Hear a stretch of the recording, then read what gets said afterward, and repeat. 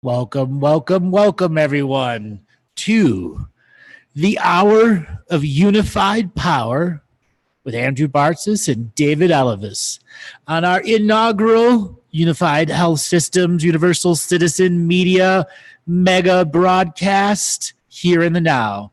David, welcome to the show. Hi, how are you, Andrew? Doing great today. In these last couple months, we have had a synchronization, a synchronization, and all the other zizations of all the different components come together. And I want to talk about our concept, medical tourism, today. Before we go and take callers, today we are going to be taking callers, people that are having business issues, spirituality issues, psychotherapy, nutrition, like many of the other shows you've heard me do. But we add David as a component. David has a unique set of skills that he's shown over the last many weeks. And he also has a deep understanding of business, law, direct application. So what we're trying to bring to you is many potential resources to get you moving as your self-illuminated master, the one that can find the joy and happiness from living your dream, allowing your great work to have great impact. So, David, one of the dreams we've been sharing is this medical tourism that has now made a whole different level of solidity for both you and I and what we're offering to the audience. Let's help them understand what medical tourism is.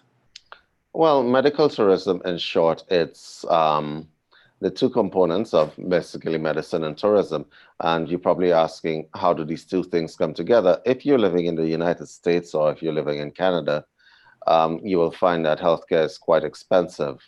However, we offer healthcare in destination or resort destinations like Barbados for a lot less in terms of the treatment options and so on. We offer them for a lot less than you would find in the US. So you could actually come on vacation and get your treatments done or any other therapies that you require. So it's actually a lot more economical for the client or patient to actually travel to come here and do whatever they need done. We also have very qualified doctors. It's actually kind of funny because what we have now is extra-regional doctors from Canada and the US actually traveling to Barbados and renting operating theaters because their clientele require cheaper services, and they just can't get that done because the overhead is too great in the US and Canada. So they actually come down to Barbados and they actually perform surgeries and operations right here on our soil. That journey into medical tourism is not a big leap at all. It's finding somebody that's in the practice style that you like, that you know is not locked into pharmacopoeia. We're trying to teach doctors, whole different sets of scientists and people to just look at prescription journeys differently. What we offered at Unified Health Systems Modular Therapy is every aspect of the journey of healing. Healing is a process, not an event. And too many doctors in the allopathy follow the event journeys of prescribe this medication for this result to keep them within this circle of always perpetuating the drug. We want to take the perpetuation of the drugs out and empower people with the different systems and techniques that are commonly available in some scenarios for 100 plus years, like hyperbaric therapy. Now, recently, you just took a very advanced hyperbaric therapy class. Why don't you kind of give people a description of how intense these classes are? Okay. Yes, I did. It was in actually Kilago. Our instructor was Dick Rutowski, and basically he is the authority on nitrox diving. He actually invented it. If you're not a fan of math and calculation, probably this is not the course for you. The reason being that there's a lot of calculations involved with regard to mixed gases, and if you don't like physics and chemistry, you might have a bit of a challenge doing it. This is not to discourage anyone. I'm just letting you know that when it comes to hyperbaric oxygen therapy, there's a lot that goes into it. It's not just putting someone in a tank. There's a lot that goes into it in terms of calculation and proportionation of gases and so on. So it's a very in-depth course. The exams are not easy to pass, but but I made it through, probably because I've always loved science. So that is that worked in my favor, actually.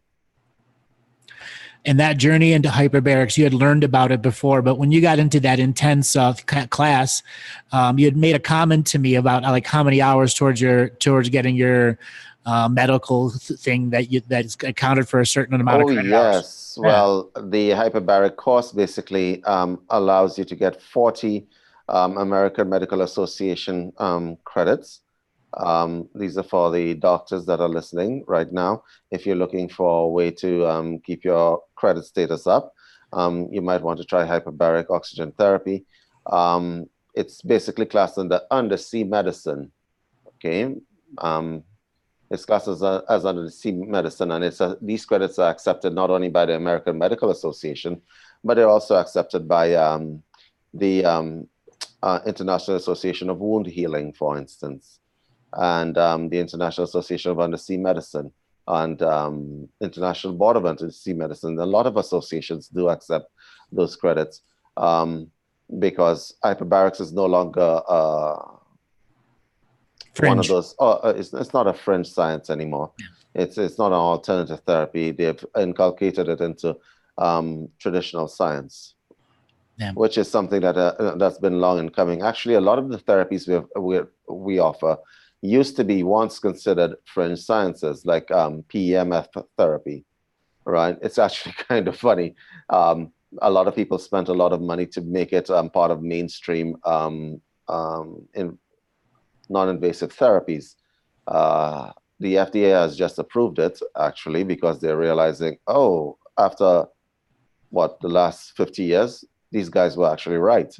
But I do believe that there was an effort to keep it out of traditional medicine because it works, basically.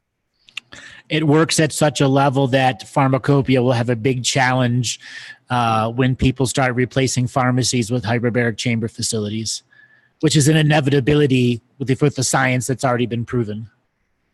Yes, because we can literally restart dead tissue in a body using hyperbaric oxygen therapy and oxygen saturation. And basic breath techniques.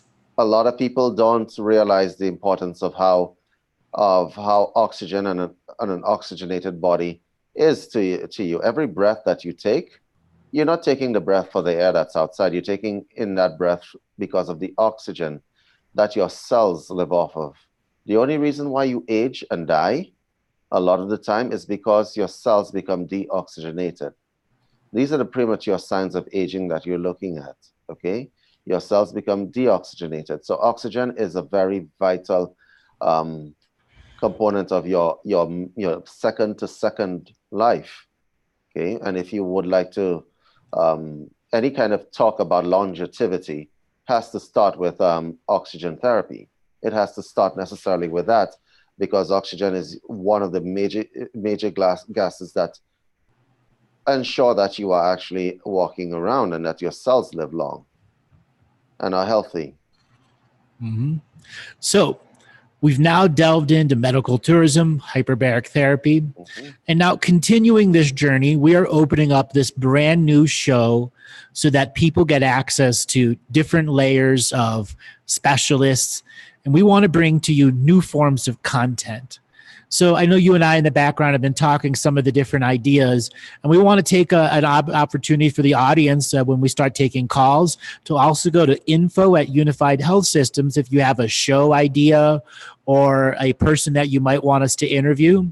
Or if you are a scientist or a person that wants to share white paper knowledge, we are about supporting the medical communities to help the consciousness and spirituality community to not prove consciousness and spirituality, but prove through the forms of science and the belief engines that are there that the two can meld when they work together, not competing with each other. Excellent. I agree with you 100%. Too long, esoteric science and medical science or traditional science have been not speaking to each other. And this has a lot to do with arrogance on both sides of the fence. The esoteric people are not blameless in this as well. There's no effort made to speak to medical professionals or scientists in a manner which they understand. okay? And on the medical and the traditional medicine side, there's been a complete arrogance on their part because they deal with evidence, and more evidence. And that is not necessarily a bad thing. But the evidence that they're dealing with is basically you should be able to reproduce the same results time and time again. And the esoteric person says, every time I meditate, my blood pressure drops. So is that reproducible? Is that evidence reproducible? And you have to say yes to that. But they're dealing with specific kinds of data, which is why in the Barbados clinic, we have actually gone about getting an ECG machine inside here and EEG machine for those who are puzzled by those acronyms. Electrocardiogram will measure basically most of your vital statistics, your respiration, your heart rate, and the electrical activity of your heart. And the electroencephalogram will basically measure, it's a brain map, basically. It maps your brain and the changes in your brain.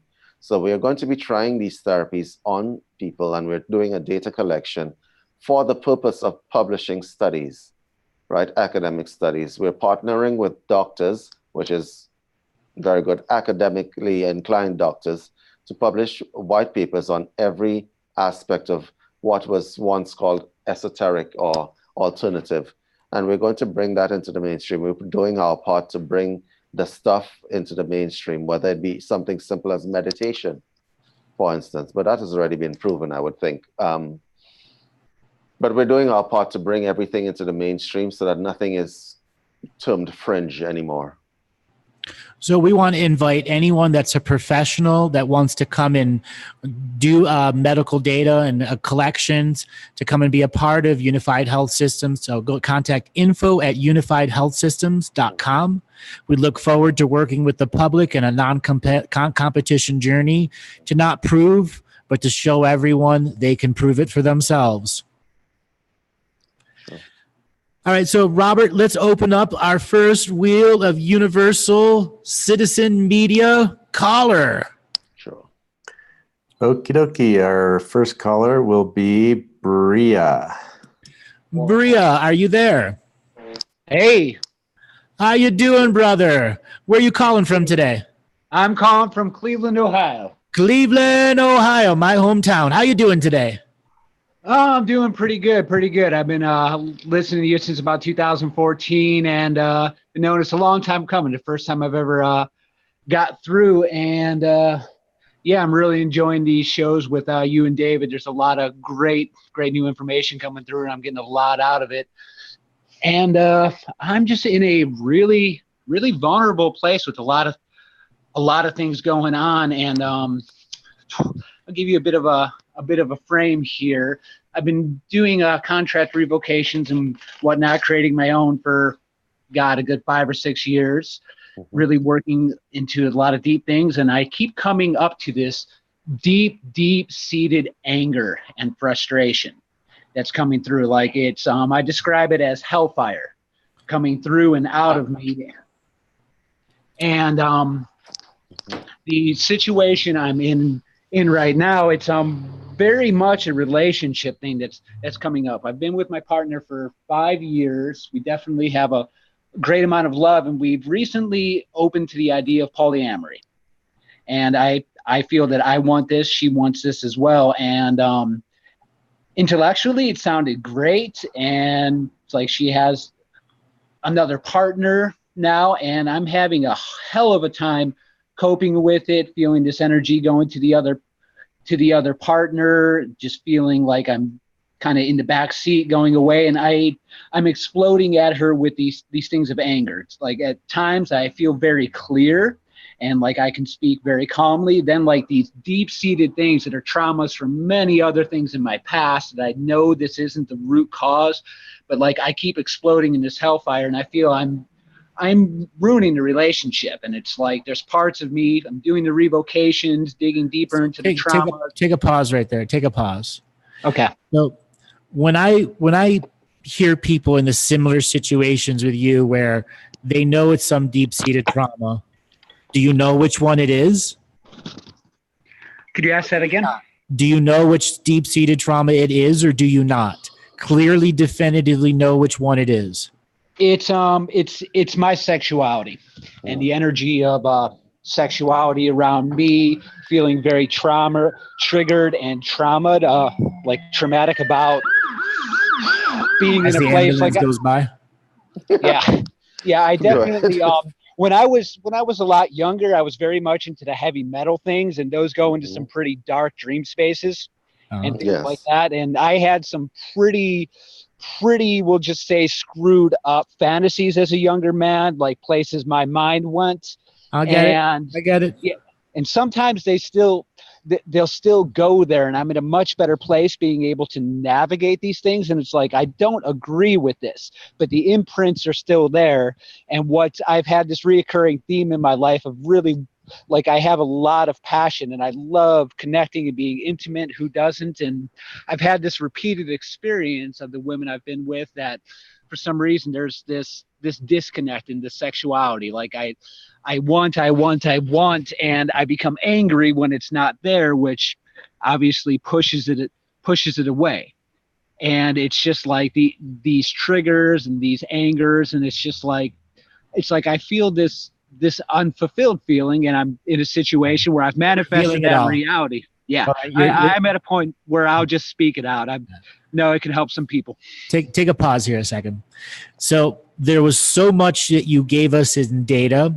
I want to bring David in here for a second to help break down all the information you gave, because you're actually giving yourself your own answer. Okay. Let's start from the beginning.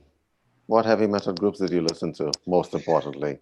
Oh, God. A band called Cannibal Corpse, Dissection, Dark Throne. It was very leftist satanic stuff. That's not heavy metal. That's death metal. Yeah, it was most definitely death metal, and the content of it was pretty. I'm surprised you know that. That's pretty good. Yeah, I listened to a lot of death metal, and also I was fascinated with black magic at a younger age, and I've definitely moved through a few mystery schools. What form of black magic? Some of the witchcraft type stuff, and then I was actually a member of the OTO with Aleister Crowley for a while. It's been about 7 or 8 years. I left that group. And I've been practicing different forms of magic, Native American things. I've lived at a yoga monastery for a year. I've done a lot of the spiritual work, but a lot of that stuff I realized was connected to some, would you say, some pretty nasty interdimensional bullshit. At least okay. So once again, you're giving us a lot of data. Let me start breaking this down for you. It's not about the gun in your hand. It's about the person holding it. You know this, right? I know it's me. Okay, good. I want to just start dissecting some of this information. Let's start from the beginning. When you step onto the esoteric path, I was saying this in a couple of shows before, esoterics and spirituality do not make you a good person, do not clean you out, as the saying goes. I think people forget to read the fine print. The fine print is that esoterics will amplify what you have. Do you understand that? I was listening to a show driving today, and you went into that in depth. I think it was on the last show, and I was feeling that was ringing home when I was hearing you say it. Okay, so it just amplifies what you have. Okay, so there must have been a reason why you're drawn to death metal, apart from the fact that some of it actually sounds good. It's an acquired taste. Okay, it's an acquired taste. Like gin and tonic's an acquired taste. Yes, exactly. It's an acquired taste. You don't just listen to it the first time and say, "Wow, this is like music to my ears. It's celestial." No, you don't. You have to put down a barrier and let it in. And I think you know what I mean, right? Yeah. It definitely happened over time, and it just got deeper and deeper with that stuff. So you have to actually let it in. And once you let it in, it's a wild ride. It takes you places. Okay? Yeah. It does. It does. So my suggestion might be that you may have unfortunately drank some poison. I definitely did. Okay. Here's the problem with that poison. You drank the poison and then you put an amplifier on it. Yeah. You drank the poison and you put an amplifier on that poison. Okay, here's what you probably need to do right now. You need to stop. I mean, like completely stop. Because what I'm hearing is a number of things. Number one, you are amplified. That's number one. That's why you're speaking so fast, because you're amplified. You're amped up. And you have been amped up for years. It is going to take a toll on your adrenals. That's what heavy metal, that's a side effect of listening to death metal. It takes a toll on your adrenals. When your adrenals become stimulated, there's a byproduct. You understand that? Yes. And it's inside your system. So the human being wasn't meant to be continually stimulated. So you said you lived in a yoga monastery for a year? Yes, that was at about the age of 22, and that's about when I stopped listening to death metal, and I'm 36 now. Then I left that area. I was also into a lot of hard drugs at that point, and I did it as a detox, and I went and lived with them for a year and dived deeper into meditation and things like that. And I never really went back to any of that heavy metal or things like that for about 14 years. And I thought I had healed a lot of it. And now it's like with this cycle, more of those unhealed parts are coming up. Like you said, that poison was just kind of covered up or sleeping in a way. And I realized it's still in me. Yeah, that poison is slowly working its way through your internal organs. It's become part of your DNA. And you are going to have to do a total cleanse. You understand what that means? You're in a relationship right now?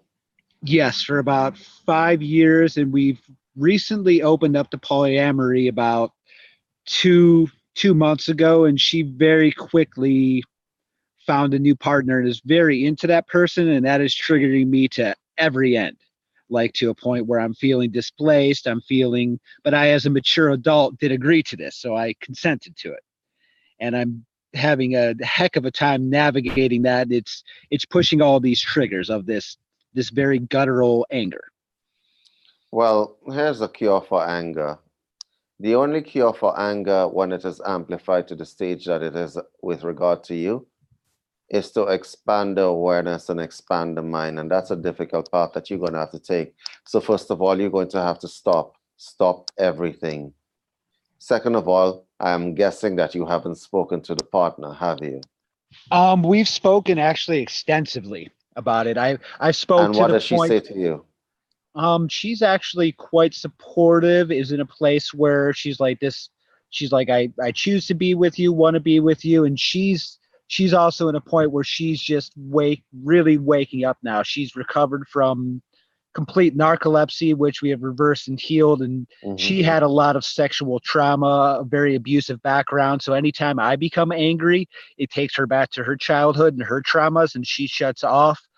And I tend to speak so much that it's almost like I'm bullying her and speaking for hours and hours, trying to control some sort of outcome. And it's just taken a toll. And we decided to take about a week apart to just breathe and chill a little bit. And I went up into the mountain for about 3 days and did a lot of self-reflection. And I just came back today, and I'm at my parents' house right now for a day or two, which is a semi-toxic environment. But I like to do tests with people online. So I'm going to do a test with you right now. Shall I? Okay. Yes. And I would like for everyone else to take this test at the same time. Close your eyes right now. I'm going to ask you a few questions. Keep your eyes closed. Do you love her? Yes. Are you in love with her? The two questions are different. Yes. You are? I am. Do you want to be in a monogamous relationship with this woman? No. Well, part of me does, and part of me really is interested in other women as well. And believes that, like, I don't feel that I could be completely satisfied or happy with that either. I've always been attracted to other women at the same time and wish to pursue those those avenues. Like I actually have a couple of interests right now, and it brings a life force and an energy into me that's like, wow, new and fresh, Bria, yet I still completely love her. Yes. I want you to do a little bit of a test with me. Imagine the woman who you are involved with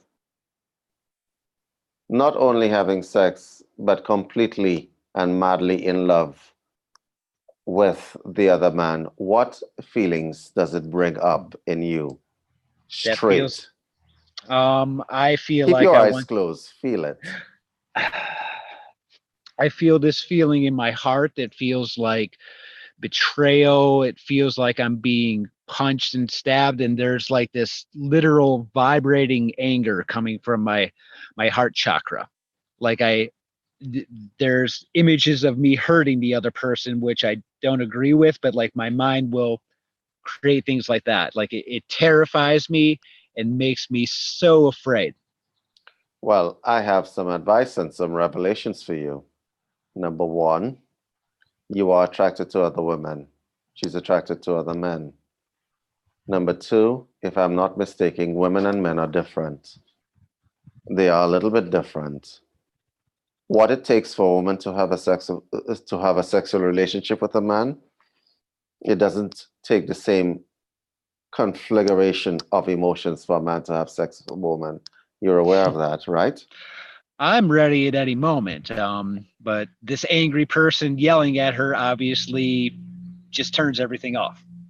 So I get what you're saying. Do you understand that? So when she connects to the other man who you're talking about, the emotions that she has configured to have sex with the other man is not the same as you having sex with another woman. Do you understand that? Yes, I feel that I could be more casual with that and would like to develop a relationship, and she needs to feel that emotional support and be very into that person. Her and I have had this discussion for hours and hours. So let me ask you a question. When you get angry, do you think you might be actually assisting? It's a vicious cycle you're creating. So you get angry, you're not as supportive as you can be. She gets closer to the other person who is not as angry as you are. Remember, you chose to swallow poison and not deal with it. Remember that. Mm-hmm. So that's number one. Number two, you're attracted to other women. She is going to be attracted to other men if you have an agreement on polyamorousness. Okay? You don't know Yes. what she's feeling because the anger is going to block it. Number three, you have part of what you were saying is the teachings of Aleister Crowley. Yes, I remember the teachings of Aleister Crowley. He was called the Beast of England for a reason. Do you understand why? Yes. One of the sayings he used to have, which is very popular, in order to ascend to the heavenly spheres, you must first descend into the deepest, darkest pits of hell. Do you remember that? I remember doing rituals around that. Right. So now you're in the darkest, deepest pits of hell. You're just not ascending right now. You need to ascend. That's that. Yes. And there's part of me deep down, like I've thought, do I just walk away from this? And I feel like there's this knowingness in me that's deep down, and If you that walk away from it, it will come back in Mhm. some new way, shape, or form. You already know this. This Because is an if you have, initiation. if it will come back and you It's will your stick golem. there. It's your golem. I understand this. So you need to stay there and deal with those emotions. Okay, this woman is here to help you. She The is so situation, supportive. this She situation is really there to is. help you. Don't get angry. Don't Mhm. get angry with her. You've made an agreement and a pact with her based on polyamorous behavior. You cannot get angry with her if are the um, you are the connector of that pact, and your anger is not even about her. Your No, it's not. anger is the poison that you drank from before. Please be aware. I mean, there is no judgment on polyamorousness. There's no judgment whatsoever. Okay? A lot of human beings are naturally polyamorous. That is the natural, unfortunately, the natural way. The animal kingdom is polyamorous, well, apart from canaries. But anyway, the animal kingdom is polyamorous. But what you have to understand here, that your anger has nothing to do with her. Please do not take it out on her. This woman probably loves you very dearly. Yeah. And I think she probably does. If you've brought this concept to her of being polyamorous, you must stick by that thing. And you must grow inside that thing. But let's talk about your major problem, which is the poison. Because once the poison leaves, you don't have a problem, do you? No. And the thing is, I've done all sorts of deep fasting, like many revocations, different rituals, ceremonies, yet I don't feel like I've approached it properly from a psychosomatic point of view. I'm starting to realize that like just thinking I'm going to do this magically is a misconception in the way of... Well, I'm going to give you some advice, which is going to seem counterintuitive. The way out of the anger is to go towards the anger and not try to kill it. Energy can either be created or destroyed. Okay? You created this anger, only you can transmute it. Only you can transmute it. So stop running away from it. Experience it. You might need to get away from people, like far away, like in the hills, like that's where I you just came from. Right? And do not stop concentrating on trying to run away from your anger. Embrace it. I sound like Darth Vader again. Okay, embrace the anger. Quote. Quote moment for David. Right? You need to embrace the anger. Feel it. Experience it at its fullness. And see that it is the poison that is generating that. All that anger that you're feeling, think of if you transmuted it into an energy that could make you do lots of other things. Okay? Right? Transmute the anger and take that energy, because there's a lot of it in there, and make it, you could be creative. You could take up bodybuilding. I don't know. You know what I mean, right? I actually, I just started it but to be able to turn that's a massive amount of energy. And if I can turn that into something constructive and channel it, it can actually be creational force. I have a suggestion for you, that you work with yeast, bread, and beer. You're not intending to drink the beer or eat the bread, but it is a living entity. You get to share that going into that experience that David talked about. And then when it's baked and set and done, it's an offering to the ancestors as wisdom learned and earned. Mm-hmm. That's interesting. I've worked with making my own wines and doing revocations over them, and have worked a lot with ancestral soups and land things. And just now I'm working with a benevolent voodoo practitioner who has me doing bovidas, if you're familiar with those, uplifting the immediate ancestors. I've just now gone through photo albums of my father's father and these people. What are the loas you're working with? Sorry? What are the loas? I'm familiar with voodoo. Tell me, what were the loas that you're working with? So my concept now, it's a friend who's a healer. I don't know that much. She did a particular reading of my spiritual frame and has me doing 2 9-day elevations. One, an elevation of the immediate ancestors up to 3 generations back, then specifically an elevation which takes 9 days of my grandmother and grandfather on my father's side. And besides that, I'm not that familiar with voodoo. I'm just basically taking the instruction of what she has to do for the ancestor upliftment and adding some of my own kind of word order, revocation, and invocation to it as I'm inspired. Okay, let me give you some basic advice.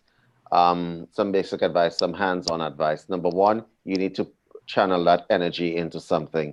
I don't care if you join a boxing gym. Probably a boxing gym may be a bad idea for you. Okay, I don't know. I don't care whether you join a gym and start lifting weights. Pick up a brush and start painting. It does not matter. You need to channel that energy.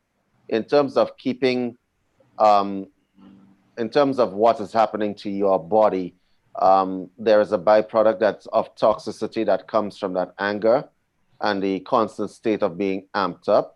So you might want to clean yourself regularly. And I'm talking about dandelion and milk thistle to give your liver and your kidneys some support here. I'm talking about golden seal. I'm talking about these kinds of herbs. And I would highly suggest you stay away from certain foods like fried fatty foods with onions and stuff like that. You So really don't need it. You know, in the yoga center, I used to go to a yoga center, and this is an example of poor nutrition, but I'm going to actually, it might actually work for you because what we took all the condiments out of all the food. There was nothing that was seasoned. You want to know what happens to your emotions when you don't have any condiments? They become sattvic? They become very, yes. So may I suggest that you go on the anti-anger diet? I understand enough from Ayurveda to know exactly what you're talking about. Nutrition. Exactly. Excellent. And I would highly suggest that you go on that diet yesterday and keep it in balance. It will help you, right? Because sometimes you have to start the journey of healing from the outside, from the body aspect, because the damage that you're doing to your internal organs with the continued toxicity and the poison will shorten your lifespan. Okay? All right, we got to move on to the next caller here. We're over with our bell. Thank you so much for calling in. Thank you both. All right, Robert, spin that next wheel of Universal Citizen Media callers. Okay, next caller is Lily with a longer name than that, but that's all I'm going to say for right now. Lily, are you there? Lily, pronounce your name first of all. Can you hear me? Yes, we can. What's your name? Oh, my Lord. Lily. My name is Lily. Hi, Lily. Well, where are you calling from today? I am calling from Adelaide, South Australia, and you better believe I know your good friend Andre Hodge. Yes, I know. He said that you were going to be calling in at one point. Welcome to the show. How are you doing today? Oh, Andrew, I'm a whirlwind of energy, but most of it is very, very just happy and grateful right now.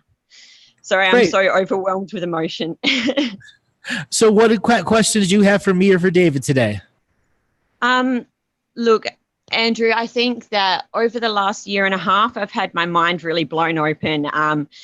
Definitely an old soul who has been very reconnected with her starseed origins. And I've just been trying to make sense of it all. I've been just literally only last week came out of a real big purging patch where I went through an extremely difficult dark night of the soul, but we know the energies and stuff that's flying around at the moment. So I know it was necessary. So honestly, I'm going to be smart about this, and I would just love to know what would best serve my soul intuitively from you two. What would best serve my soul? I don't want to waste time talking smack when I know that you two are the people who have the best guidance to share. All right. How many sessions a month are you doing? At the moment, I'm not doing any sessions. I'm not taking any clients. You're going to have to stop for an extended period of time. And you're going to have to figure out an alternate source of income so that you could take the extended period of time off from doing it, or you're going to discover double burnout where you burn the seen and the unseen candle at both ends and you're down to a nub right now. Yeah, thank you. Yeah, you've just come out of one hurricane and another one's coming up the belt. Yeah, I know. I've got 3 surgeries ahead, and I think there's going to be some stuff discovered through that, and that's okay. No, it's not okay. You are still using your psychic skills to look into something, but you're all jacked up on all the sessions you do. You can't actually see what's coming ahead of you. Yeah. All you see is the dark storm wall ahead because you just came out of a storm wall. We just spoke to another caller just now, doing a lot of sessions, whether you're just being counseling people or whether you're actually utilizing that muscle over and over again. And I'm talking about that muscle that you were talking about over and over again. It takes a lot out of you. And it tires your body. And you need to take a break because I could hear your fatigue. Mm-hmm. Yeah. And you need to take a break from a lot of spiritual things. You've gone too far into the woo-woo land. And you've lost some of your groundedness. Absolutely. Okay. So Absolutely. let's really look at the root of overworking here. Yes. Why do you overwork? Because of my lack of self-love and self-worth. I'm overcompensating, trying to prove myself for something. Who are you That's trying to what I prove it to? Who are you proving it to? Mainly to myself. So now you've just proved yourself. You can work yourself to the nub and to the bone. You're there. You're down to nub and bone. What are you going to prove to yourself now? That I can rise from the ashes. That I can be the powerful phoenix, but I know that it's going to take time. But you haven't hit rock bottom yet. Really? Yeah, you're speaking to us, and you're still able to cry. You haven't hit rock bottom yet. You haven't hit rock bottom yet. Think of some of your clients who are really on rock bottom. Oh, look, I think if we had this conversation last week, I wouldn't have been feeling the way that I do. But I've got some beautiful healers here. One in particular, Charles, who, has helped me immensely. May I ask a question? Yes. The healers that you're using right now, Yes. are they overworked as well? Love it. Potentially, yes. Charles is a psychologist as well as an energetic healer. So he doesn't just do the energy work full time. And I know that I know that I would benefit from having a different healer right now. I just haven't found one that I can. Side of that muscle that you're using for your sessions? Sorry? Would you like to know the flip side of the muscle that you're using for your sessions? Yes. That muscle, it can also look inside. Yeah. And if it looks inside, then it can see the damage. And you don't sound like the kind of psychic who just woke up one day and realized. So you are a practiced psychic, I'm guessing. So may I make a suggestion? Yes. May I make a suggestion? Yes. That you breathe it out. Yeah. Practice pranayam. Re-energize the dead parts. Cry. Let it all out. Re-energize the dead parts of yourself, because you see horror every day. It must be quite inconvenient, mustn't it? It's tiring, but I know that light is going to come through the cracks. Light is going to come through the cracks, but right now, the dead parts of yourself need re-energizing, which means that you need to stop. You need to stop. Okay. You need to stop. You need to just stop completely. Like cold turkey. Yeah. Now let us help you get off the nipple that's going to attract you back like a drug. Yes. And I would also like to make another suggestion to you. Yes. You don't have anything to prove to anybody. You don't. Really, you don't. Yeah. And including yourself. Whatever you had to prove, I think you probably proved it with 1,000,001 sessions that you probably have done already. You don't have anything else to prove. Okay. How many people have you lost in the last couple of years? Too many. Okay. Whether it's been going back home to the true home, or just from losing them within my life and just trying to cut ties. So there's been a lot of loss. All the deaths. Yeah, there's been a lot of death. Okay. Are you ready to deal with that?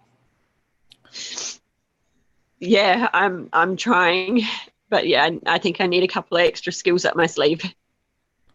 So David, what can you do to help her with the morning energy that's on top of this burnout?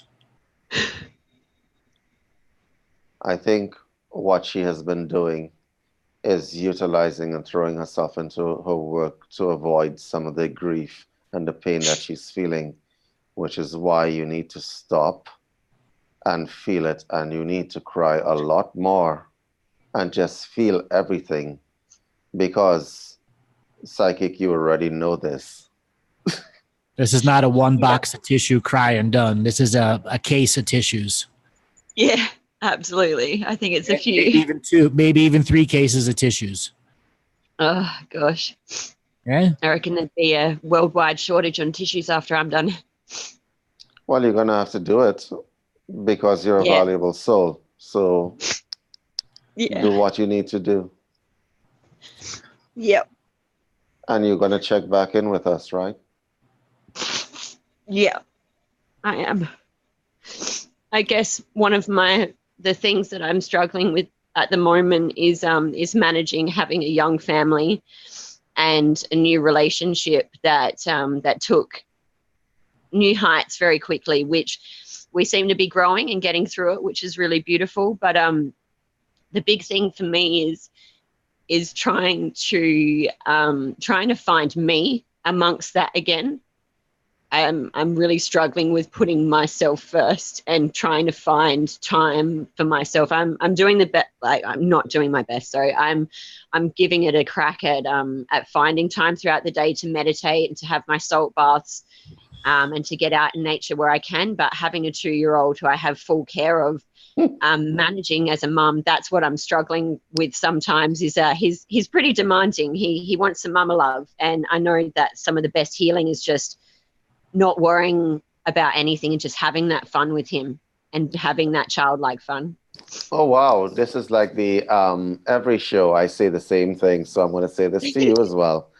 Put the oxygen mask on yourself first before you put it on to your child. It is said in aircrafts all over the world. Okay? Because if you don't put it on yourself, you're going to go into unconsciousness and your child will be alone. Yes. Do you understand? Absolutely. So make time for yourself. Stop what you're doing, the self-flagellation with the sessions, and become whole again. Yes. It's your birthright and legacy to go through this. Absolutely. I chose this. I know. Okay. You could have gone through this, before the child was born, but you needed to go through it after. It's the way you needed to evolve in your life. Yes. Absolutely. So I want to give you a 90-day challenge. Okay. The next 90 days that you find every day a new way to express love to yourself. Yeah. And after 5 or 7 days, it might be hard for you to really find a new way to express love.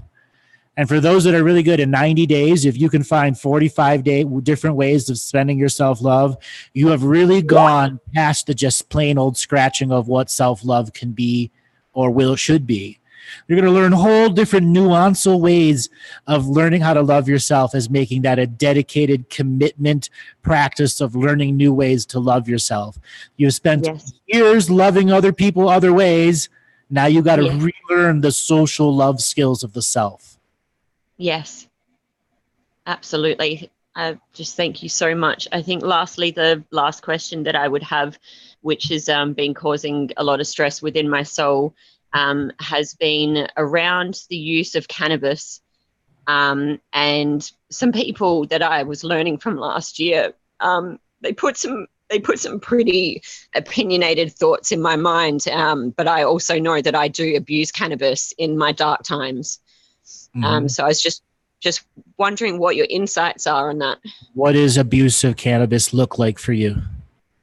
Abusive cannabis for me is everyday use, waking up first thing in the morning, smoking, and then smoking throughout the day. How many grams a week would you smoke? Anywhere between 10 to probably at the moment 10 to 15 grams, maybe sometimes more. Okay, that's a lot. Yeah, that's a lot. That is a lot. 3 Yep. grams a month, 3 grams a month, or 3 grams a week. You could do 3 grams a week, and that would still mean you couldn't morning, noon, and night it at all, and you'd have to cut it down. But that's way too much. Cannabis so if anybody out there, anything more than 3 grams a week is too much. Yeah. Cannabis is supposed to be an aid. It's not supposed to be a replacement for you taking care of yourself. That's right. Absolutely. Nailed it. Okay. All the cannabis is going to do is amplify the different ways you can do things. And oftentimes it's the gluttony of stuffing your face with the munchies. Yeah. And then there are some other effects that cannabis does that really can be difficult with retaining water, which can alter your menstrual cycles and create bloody scenarios, versus you're starting this overeating process and you get clogged up again. I really short-term memory loss. Yeah, the memory loss too. Absolutely. Loss of That's taste. a massive one. And even for me, because I mix it with tobacco, it's actually the lack of eating. So I get distracted and then don't eat. And then the little food I'm putting in my body is just toxic poison. Yeah, you're taking that 90-day challenge of Andrew. Yeah, you are. Yes. That's right. Yes, I am. Yes, I am. Okay.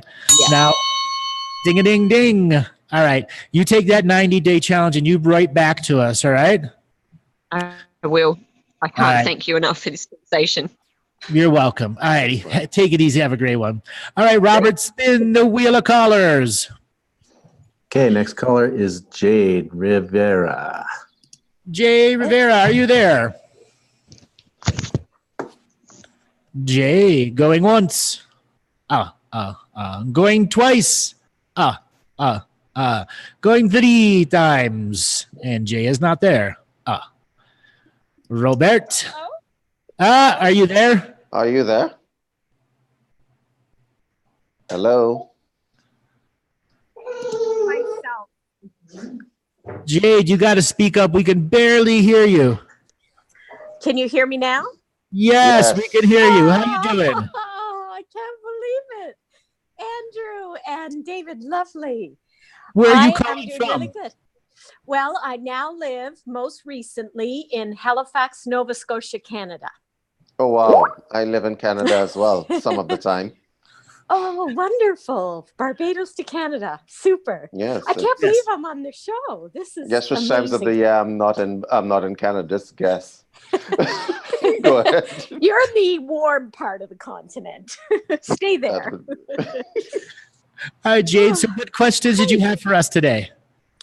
Well, I popped on because you came into my box, but we're talking about health. And I, by the way, wanted to comment that I love and have researched a number of the things that I see, have just been learning that you use in Barbados. The oxidative therapies are extremely powerful. Andrew, you will know the area, but I was living in Boulder, Colorado. And I found out about oxygen therapy, researched it, and came up with some other methods and had the CEO of this company come and give us a talk on it. So I'm well aware of, if you oxidate the body, how well you can become. And then the other therapy I think you have is the Lucia. Is it Lucia lights? Yep. That is correct. That my experience with the Lucia lights is that it raises consciousness. Is that true? And much more. And much more. And you could use it for quite a lot of things. Wow. I love it. I love both of those. So my bucket list is I will come and see you at the center, but I'm so overwhelmed that I'm on this call because, Andrew, I've been listening to you maybe on and off for about not even quite 2 years. And I was so drawn to what you do. And I was told actually that we know each other, which is why I found you in this life and why I've tuned in. But in terms of my health condition, I just want to open it up. I've had hormonal issues since my 20s. And what else? And I have poor eyesight now. Do you have any corns? Do you have any corns or bunions? No, I don't. Never any bouts with corns or bunions? No, my feet have been pretty good. Okay. I just have a very sensitive system here in this lifetime through the Stargate of Lyra. We're getting a little off topic, but I've had hormonal issues and nobody could diagnose me. And I have been through the gamut, as many people out there would probably relate to. What are the symptoms? What are the symptoms? Very good. Over the years, they change and flux and flow as hormones do. But I was having almost pre or postmenopausal symptoms in my 20s. It started then. I also had fibromyalgia, chronic fatigue, brain fog, sensitivities. You know, I'm going through a number of things that I'm not currently experiencing as strongly. I've had digestive issues and mood swings. But really, it's always the memory and the compounded. Any rage scenarios, uncontrollable rage? I wouldn't say uncontrollable rage, but as I've done my shadow work over the years, I have become very aware of some hidden subconscious things from my childhood dynamics and the karma with my family. So yes, I did have anger issues. But I have a quick temper, is what I would say. I have a quick temper. And this also has to do with the exhaustion from the hormonal moodiness. Yeah, I think we're thinking the same thing here. We are. So Okay. you might have, let me put it to you this way. There's nothing wrong with your endocrine system. There's only one thing wrong with your endocrine system, and that's your master controller gland. Okay? And it's registering down the rest of the information system, which you call your endocrine system. Are you familiar with your endocrine system? I believe so, and I believe I'm understanding the hypnotherapy that you'd spoken about in another show, the constant adrenal, almost PTSD. Is that what you're referring to? No, you see, you have one. You're talking about a multiplicity of symptoms, which gland by gland, if you go down from the hypothalamus, pituitary, and whatever else. But the master gland, depending on what form of science you come from, pineal or pituitary, the two are different, but they control the rest of your glandular system. And so you'll get a multiplicity of different effects from it. Okay? So it's very difficult to diagnose something like that. I know. It's very difficult to diagnose something like that because it's like chasing symptoms. That's what happened. Because you will have also symptoms going on with your reproductive system as well. Yes. So they're going to be chasing symptoms after symptoms when it is the master controlling gland that is sending out wrong information. And and I've seen this many, many times. So honestly, you only have to get one thing under control. All right. Wow. As to how you get it under control, that's going to be interesting because now we have to trace why it's out of control. So on most people, and I don't think that you would be in this category, is because they were probably delivered with forceps. Were you delivered with forceps? Oh, all I know is that my mother had a hard birth. It took a long time to birth me. She has a forceps birth, yes. Did I? Yeah, you're a forceps birth. Oh, I didn't even know that. Yep. Oh, God. Wow. So that affected my major gland in my head? What you're describing is typical with people who have been delivered with forceps. Yeah. Wow. I experience this all the time. Okay. Cranial sacral therapy, sagittal suture release is going to be your new friend. Yes, it is. It is. Well, good, because I've been, believe it or not, the universe has been saying that to me and over again through different people, cranial sacral. I've just been wanting to connect with the right person, but I almost think it doesn't matter. I think the right person will show up when I just make the attempt. And Andrew, I also had a car accident in 2012, which compounded everything else. I want David to finish here because both Dave and I locked onto the same thing as soon as we were asking the same questions a different way. Perfect. Okay. Yes. Perfect. So I'm going to ask you, do you get dizzy? It has been one of the symptoms. I mean, I'm much stronger now. But at one time there was dizziness. Yes. I mean, I would like to give you advice with regard to how you can manage the symptoms that you're experiencing. But let's talk about your luck for a moment. You are having these multiplicity of symptoms, and you got into a car accident, which will Yes. inevitably exacerbate the situation. Yes. Yes. So you want to talk to me about that? Tell me about the car accident. Tell me minutely about the car accident. Well, it was What fairly happened? right. It was fairly traumatic. The car was crunched. We were at a dead stop and we were hit by a Toyota Tundra truck going 55 or more. I should have died. I believe this was a wake up call. And I was trying to leave the planet and I just didn't get access to go. But it has caused, it reignited, as you can imagine. I had TBI after that. And so I Mhm. have had a lot of things to grow through. And I think I'm better, but I'm not the person I was before. Would you like to know where the master controlling gland in your body is? Yes. It's in your brain. That traumatic Right. brain injury would have worsened it. Yes. Yes. So you're going to have to take very special care of your head from now on. Right. Yes. That's number one. You're going to have to avoid all forms of stress if you can possibly help it, which means that you're going to have to avoid stress of all kinds, because that will seriously worsen your injury. You're going to have to take Right. care of that head. I take it that they did a CAT scan of your head. What were the results? No, I was in the US and was worried I didn't have coverage, so I wouldn't let them. But then I had a What?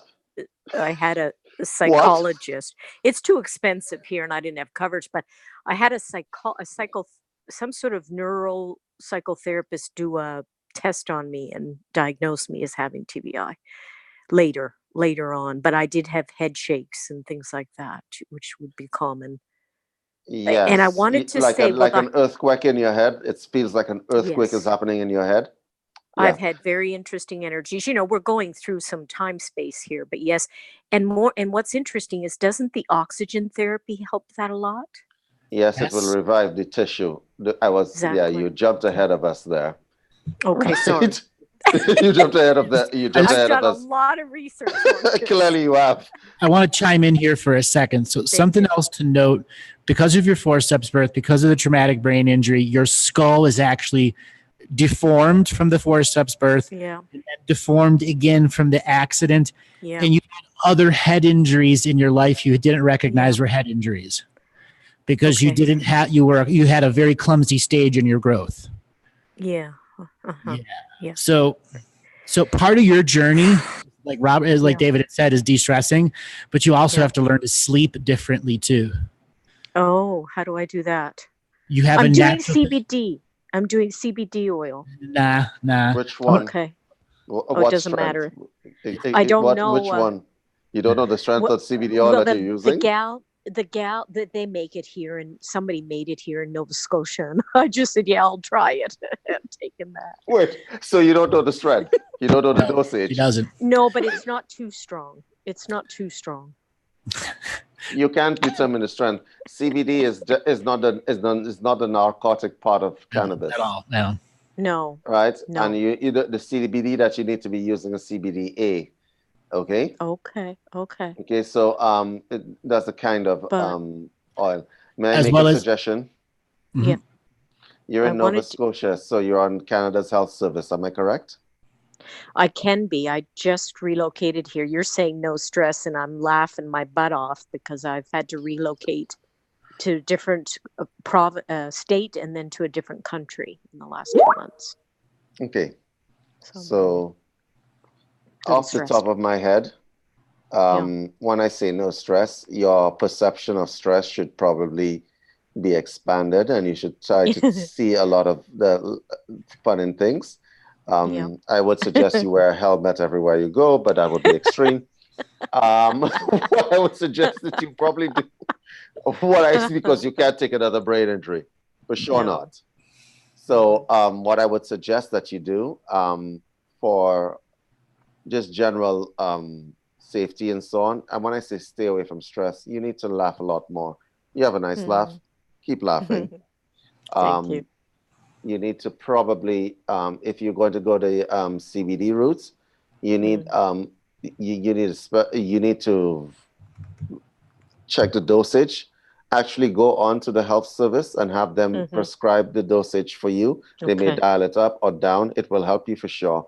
But oxygen therapy will actually restart the dead tissue that is in the brain, because you would have the oxygenated tissue inside that head of yours. Okay? And the constriction will make you irritated. It will do a lot of things to you. That's where your irritation comes from. Yeah. You got a general I have idea? Yes. And sleep differently, you were saying? How do I sleep differently? You're going to have to literally learn to sleep in a different position. Your head, because of the way it rests on the pillow, the way that your muscles have learned to sleep, you may have to go and get some of those things they have for people that have broken hips or broken leg, upper quads, and so that your body will sleep in a straight position. It may be annoying as hell. But there's a twisted way that your body has had to respond because of the head injuries and the forceps birth, which alters the position and it impacts the tailbone greatly. Actually, I have a really good idea. Are you near any Shoppers Drug Mart? You're in Canada, right? Yeah. Go ask them for a peanut pillow. Okay. It's a peanut. Pillow. Just ask them for a peanut. It will stabilize that area for you. All you definitely need to get that on a bolster cushion for underneath your knees. Oh, wow. It's like a little, it's just like a little roll, but the peanut has a indentation so that your neck keeps your neck and your head in one position. Okay? Very good. Yes. That is the cheapest and easiest alternative. I think Shoppers Drug Mart still carries those. Yeah. I'm so glad you know about Shoppers Drug Mart. Yes, I do know about Shoppers Drug Mart. So find a branch and get yourself a peanut pillow and a bolster cushion for underneath your knees when you're sleeping. It'll stop you from moving around too much. And is there any practices? Do you guys recommend anything that can kind of help with the in the absence of the tremors, the head tremors, the internal tremors you're getting? Pranayam will get rid of that. The tremors that you're getting is not due to anything. Basically, your brain is trying to contact tissue that is dead through neural fire, and it's getting fibrillations. But you experience the fibrillations as literally an earthquake inside your head. Okay? So you're going to have to probably reactivate that tissue. And since I'm assuming, I'm going to tell you right now that Shoppers Drug Mart doesn't sell hyperbaric chambers. So you might need to get yourself into a facility, or if you, in the absence of a facility, do it the old-fashioned way and practice pranayam, breathing exercises. I do have a group here, and I was instructed internally to stay close to the pranayams, the breath work. Oh, this is wonderful. I think what you guys are doing is fantastic. Thank you. Oh, thank you so much. You know, lovely. I want you to call back in after you've had an opportunity to just go and do some stuff. We want to have a follow-up with you. All right, everyone, we're going to go on our break. And when we come back, we are going to have somebody that has a business plan and a business question for both me and David. All right, everyone, we'll be back in about 10 minutes. Okay.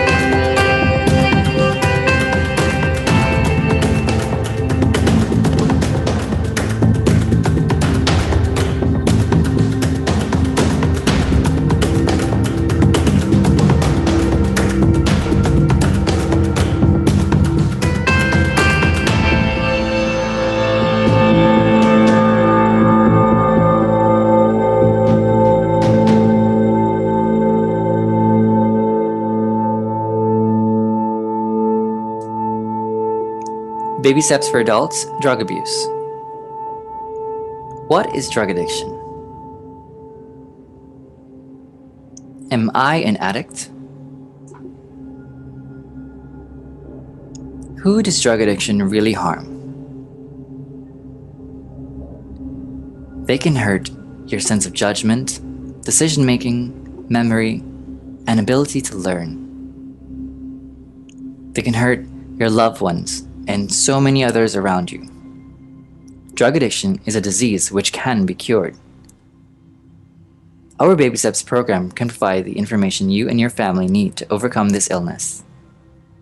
Online access to professionals working in the field of addiction, webinars and group counseling for those battling this addiction, full instruction to help you first understand this disease and how to cope with it. Join us today. We're here to help.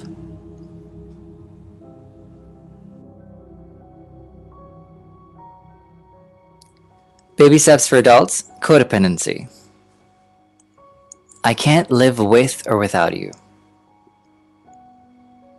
I just want to look good for you.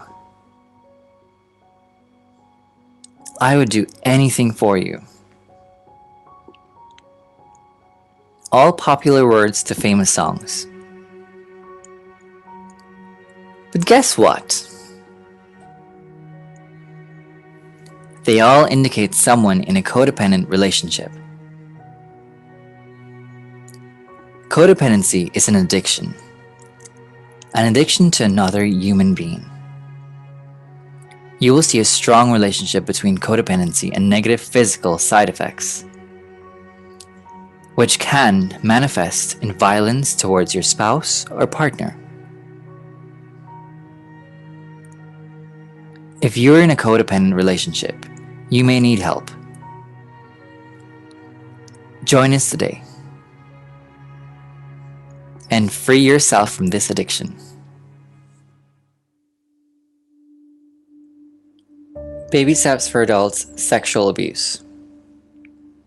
Sexual abuse is a real problem in our societies. Every year, thousands of children are abused. These children constitute the most vulnerable members of our society. However, sexual abuse is also a real problem among our adult population. It can be violent and unwanted within family groups, as well as extreme harassment at the workplace. We can help. With online access to trained professionals working with victims of abuse and sexual assault, webinars and group counseling for those suffering from the trauma and struggling to make sense of their lives, full instruction to help you overcome the trauma and how to detect and assist other victims.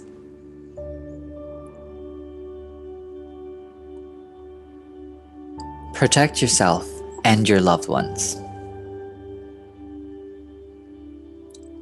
Join us today.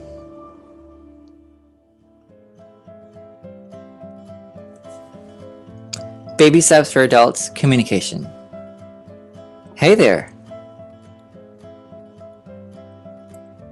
Are you reading this? Do you understand me? Oh, great.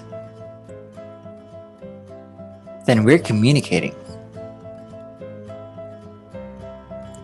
So what is good communication? Expressing exactly how you feel. Being personal and one-on-one. A simple touch or gesture of love. And what is poor communication? Screaming and shouting. Belittling others. Violence or verbal abuse. Would you like to learn to be an effective communicator? Join us today. Oh, bye now.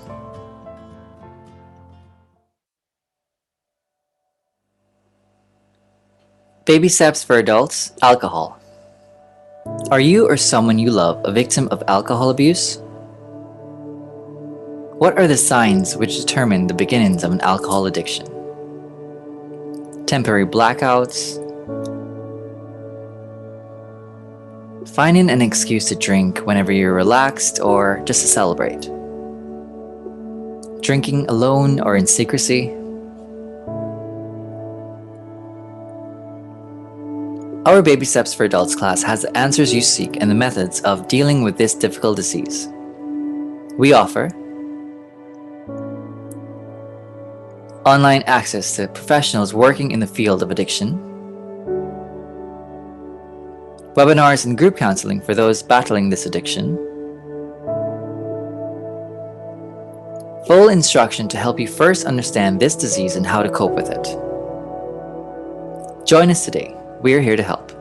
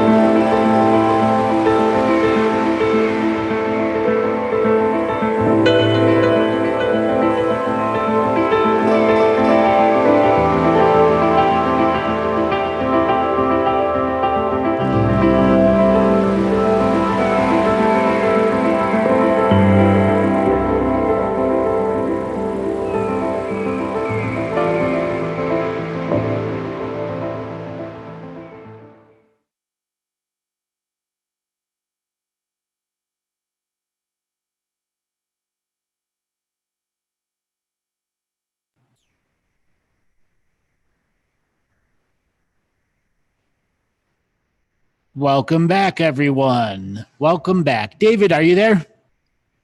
Yes, I am. All right. So, Robert, let's bring in Sarkis. He has emailed in a business plan question, and we want to open the field for somebody else that's in the business world that needs advice at many different levels. Sarkis, are you there? Yes, I'm here. Hi, Great. Andrew. How Hi, you David. doing? So, what Hey, is Sarkis. the business plan thing or question that you want to state for both me and David? All right. I'm more really like interested in the business correlation to the spiritual world. Okay. And one of my first question is really knowing how the business model in the physical world is really translated on the other side. So, why don't you explain the business model that you're working with? So I'm working with. You got to come closer to the phone. We can barely hear you. Sure. Can you hear me? Yes. It still sounds quite distant. Okay. Let me find a way to make it better. But anyway, I will try my best while I'm finding my headphones.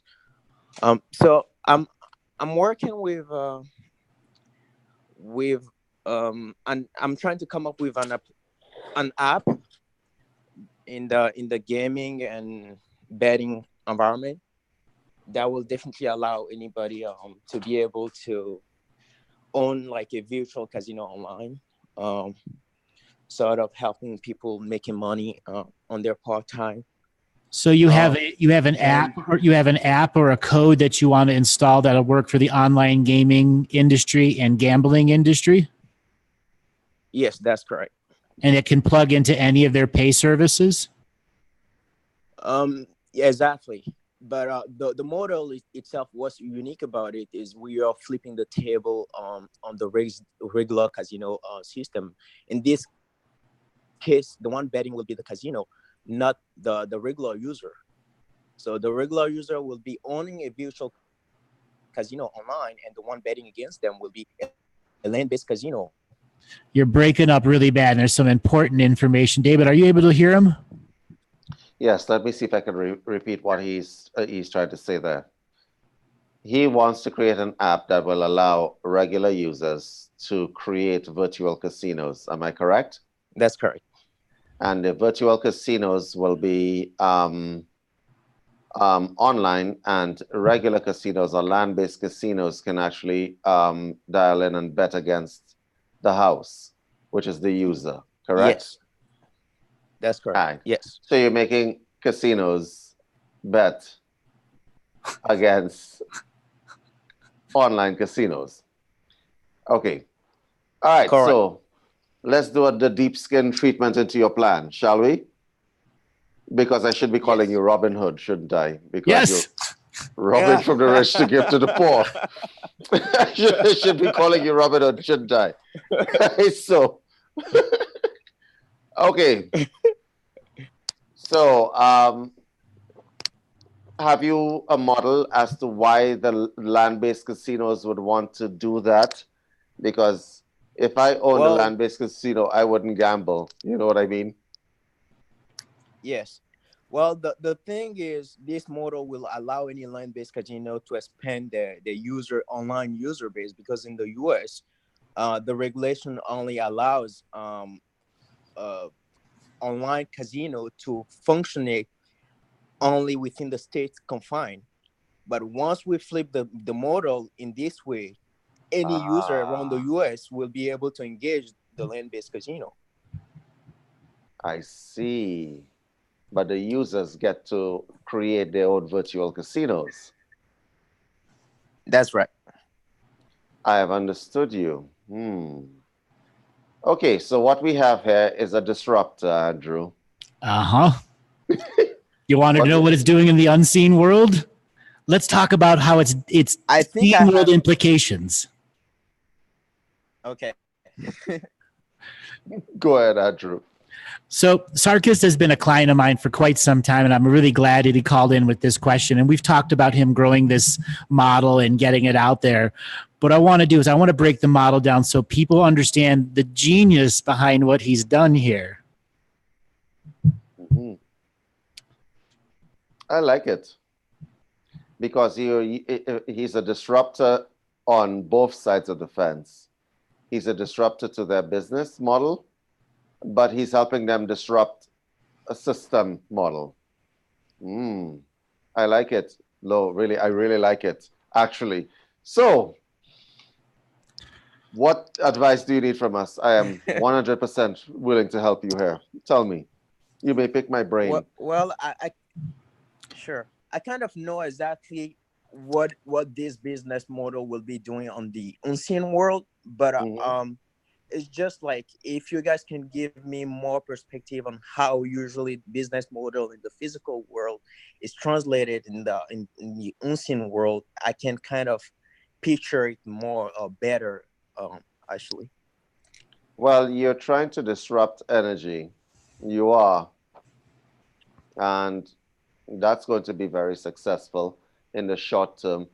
Please keep in mind that the land-based casinos are not your problem. Your problem will be the regulation authorities of the US. They will try to catch up Yes, really but quickly. definitely, I think we work with a couple of attorneys to make sure that we are not, it's not like we will want to get in trouble. We Mhm. make sure that we kind of want to stay on the right side of the fence as well. Mhm. But I think it might take them some time to kind of change the rules and stuff like that, and maybe it might be too late. Would you? Yes, correct. I understand where you're going with that. Do you understand why they lock it within the states? Do you know the reason why, the rationale?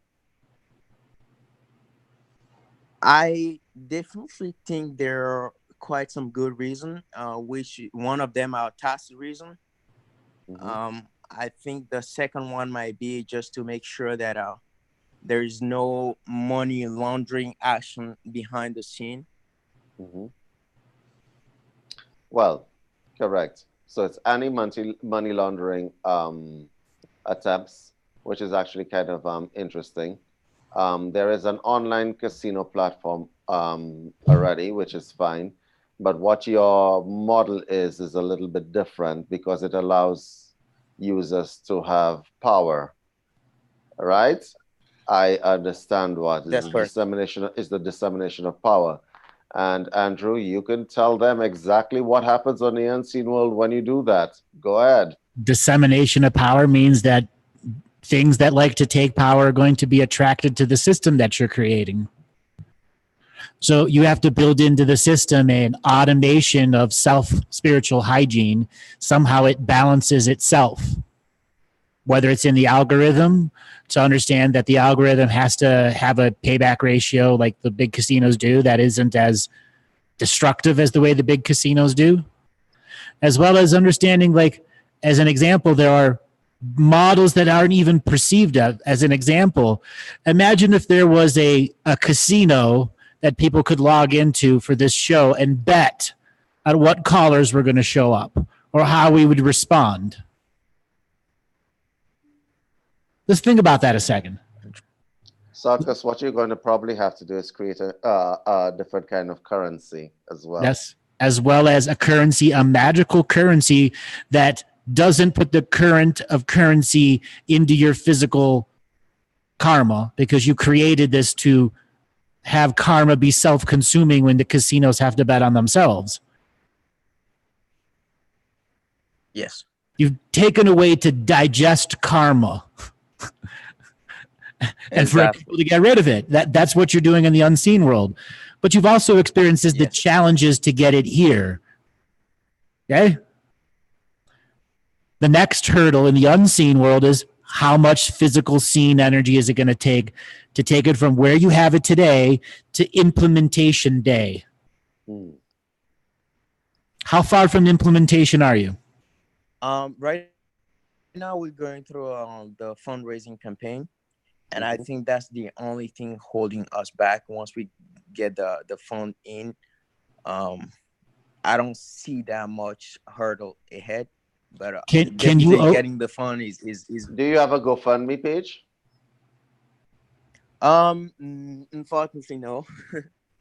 Maybe you should consider it, because that is something I would actually give money to see happen. I'm sorry, but really, this is something I would actually give money to see happen. And I'm sure there's a lot of people in the audience who are listening to our voice right now would think, yeah, that's a good idea. Let's make that happen, because then it gives people power. And you know what else? You're thinking in terms of your application, but I'm thinking in terms of the effect. Yeah, me too. I'm thinking in terms of the effect. Apart from the fact that I would like the disruption idea, it might actually give pathological gamblers a chance. Right? And give them something to win. Yes.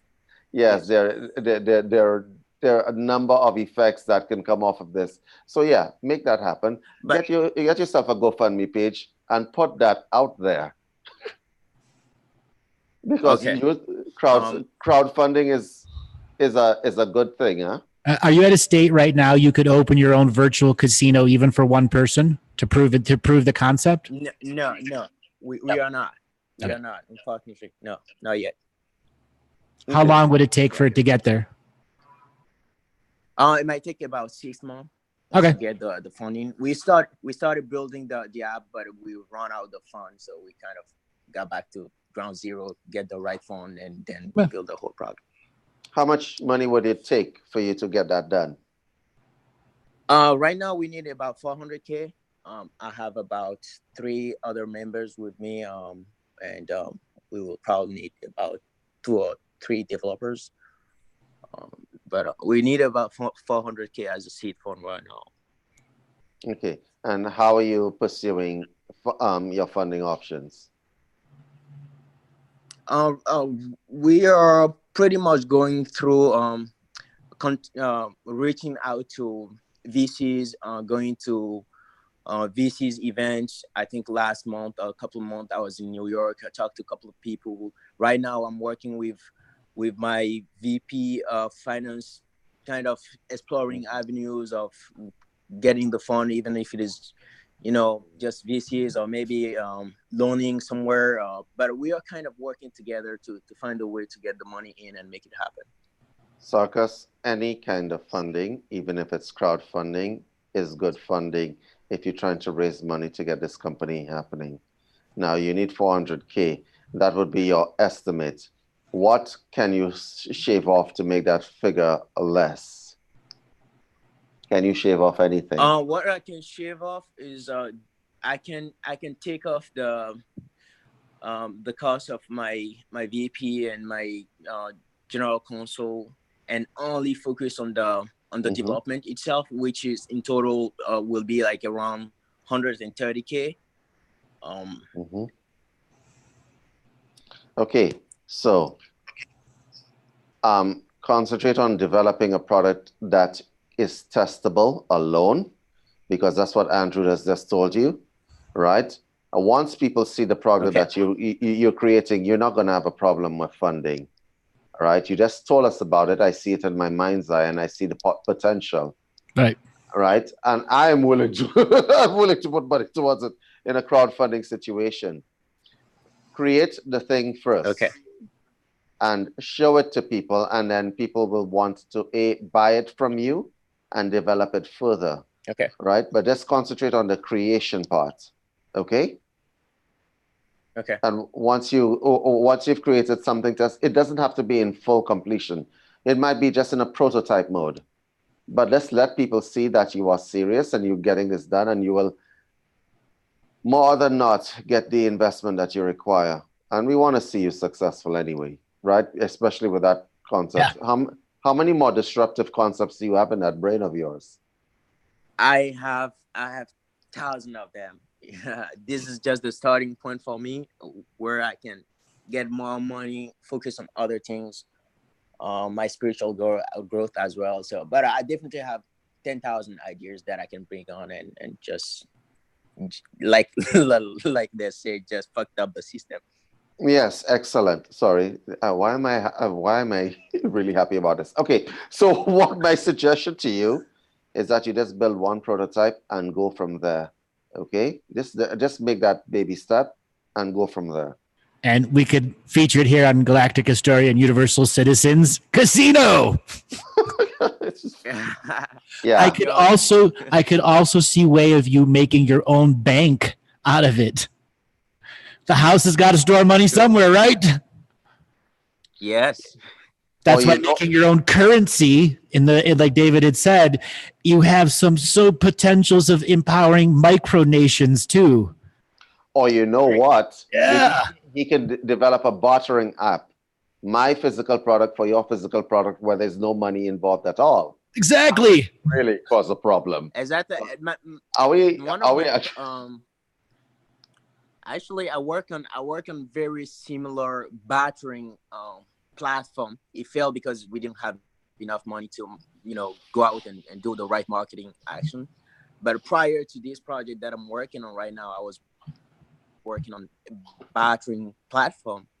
But yeah, like I said, it failed. Okay, so may I make a suggestion? Sure. I sense from you that you actually want to help people because you see the exploitation that has been going on for years and years with different platforms. Yeah, like I'm not going to mention any names, because this is a show and I'm all about legalities. But certain people who actually claim to help, like certain lists and so on, especially in Canada, they monetize their list, and you see 1,000 ads before you actually get to see what you want, right? But my suggestion to you is that you keep it clean, and don't fall prey to the monetization aspect, and you will be successful. Because in Canada, there's this major platform where you can put things up if you want to sell stuff or whatever else, right? But if you ever use that particular app, you will find that you go through 1 million ads before you find what you're actually searching for. It's a horrible little platform, right? The intent was to help people sell their stuff. It has become just a mass of ads. Not that I'm mentioning any names, but everybody who has ever experienced or who lives in Canada knows exactly what app I'm speaking about. So I would just advise you against going that route. But I would also advise you that bartering platform, that idea that you had, It's been in the air for a little while. Help people, create people. Or you want to know what else is another disruptor? I think about these things a lot, Sarkis. So I'm just going to throw the ideas out at you because you have the expertise. Like, you know, like ride sharing apps. What if there was a ride sharing app that is like no money involved? So instead of going through a central control hub, right? You actually have a listing of riders or drivers, and the individuals can actually contact these people directly, and you just take pennies or whatever off of these people so that you don't have to go and, well, not pennies. They make the arrangements with the driver themselves. Like if my neighbor down the road is unemployed, but he has a car, and I need to get to work, right? But I don't know my neighbor down the road for whatever reason. But if I see him on a listing and he's in my area and I can make arrangements with him, then that actually works. It would really mess up certain ride-sharing apps, which will remain nameless on the show. See? Disruption everywhere. Definitely. I get your mindset, Sarkis. I understand. Yes. The bell. All right. Is it possible that I think I'm trying to leave my email just in case anybody wants to reach out to help in any way, shape, or form, even if it's just like sharing the business. Yes, go ahead. Share. Share. Yes, put it up there, Sarkis. Please put it up there. Sure. So the email address is actually SAIZOUN@OY as a yellow AVO.io. The website is online right now, so you can check it out and see what we're trying to do as well. Thank you so much, Sarkis. You are inaugural disruptor business question. Thank you so much. And give us an update with what's going on. Andrew. All right, brother. Take it easy. Definitely. Thank you, Davis. Take care. David, we get some special callers, don't we? Yes, we do. I really like Sarkis's idea. Yeah. When we first talked about it to me, I don't know, a year and a half ago, maybe even 2 years ago, it was talking about developing it to the next level, and I'm like, wow, this guy's got some special juice. Yeah, he has a good idea going on there. I would support an idea like that. I think a lot of people would support an idea like that, because it's disruptive, but it's actually good for people, because you have a lot of predatory companies locking down and exploiting people to the maximum. Let's not even get into the airline industry. I'm actually traveling this weekend, for those of us who are listening, and the airline industry is just wow. So Sarkis, if you're listening, I would like to unleash you on every aspect of the business world. So guys, if you guys are listening, give Sarkis any support that you can. I don't care if you donate a penny, but help him, because he's going to actually make a difference. I get that feeling from him. You go ahead, Robert. We're ready. Spin the wheel of business callers. Okay, next call is going to be a phone number ending in 4967. 4967. Are you there? I'm doing the numerology on that number. Oh my God. Go ahead. I am here. What is your name and where are you calling from? My name is Tice Austin, and I am calling from Austin, Texas. Tice Austin from Austin, Texas. Welcome to the show. What questions do you have for me and David? Wow. I didn't think I'd be picked on the wheel of callers. I'm a little caught by surprise. Really, Andrew, I've been listening to you for a while. I've been kind of reading up for quite a few years now, going through a lot of personal changes as well as business changes, just constant change, really.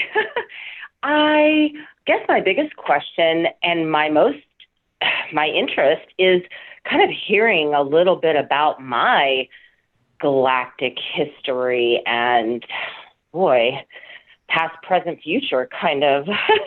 I know that probably is a lot to ask, but I feel like you might be able to pull it off if anyone could. Sir, what year were you born? 1969. 1969. So the last lifetime that you had that is significance in your soul generation is the late 1920s. You were living in Tijuana, Mexico, and you were a bandit, a road bandit. Sounds Yep, possible. person. Let me finish. Not a nice person. And one day you were on horseback robbing random cars. Like the late 1920s, there were cars, but not everywhere in the world like there are today. And a particular vehicle that you killed the people in and took had a, let's just say, trunk full of evidence behind it. And that evidence was having to deal with massive bank frauds, every kind of criminal activity that can be done between the Mexican and American governments at that time. Somebody had collected a blackmail file. And you did not really know what it was until many months after you had taken it.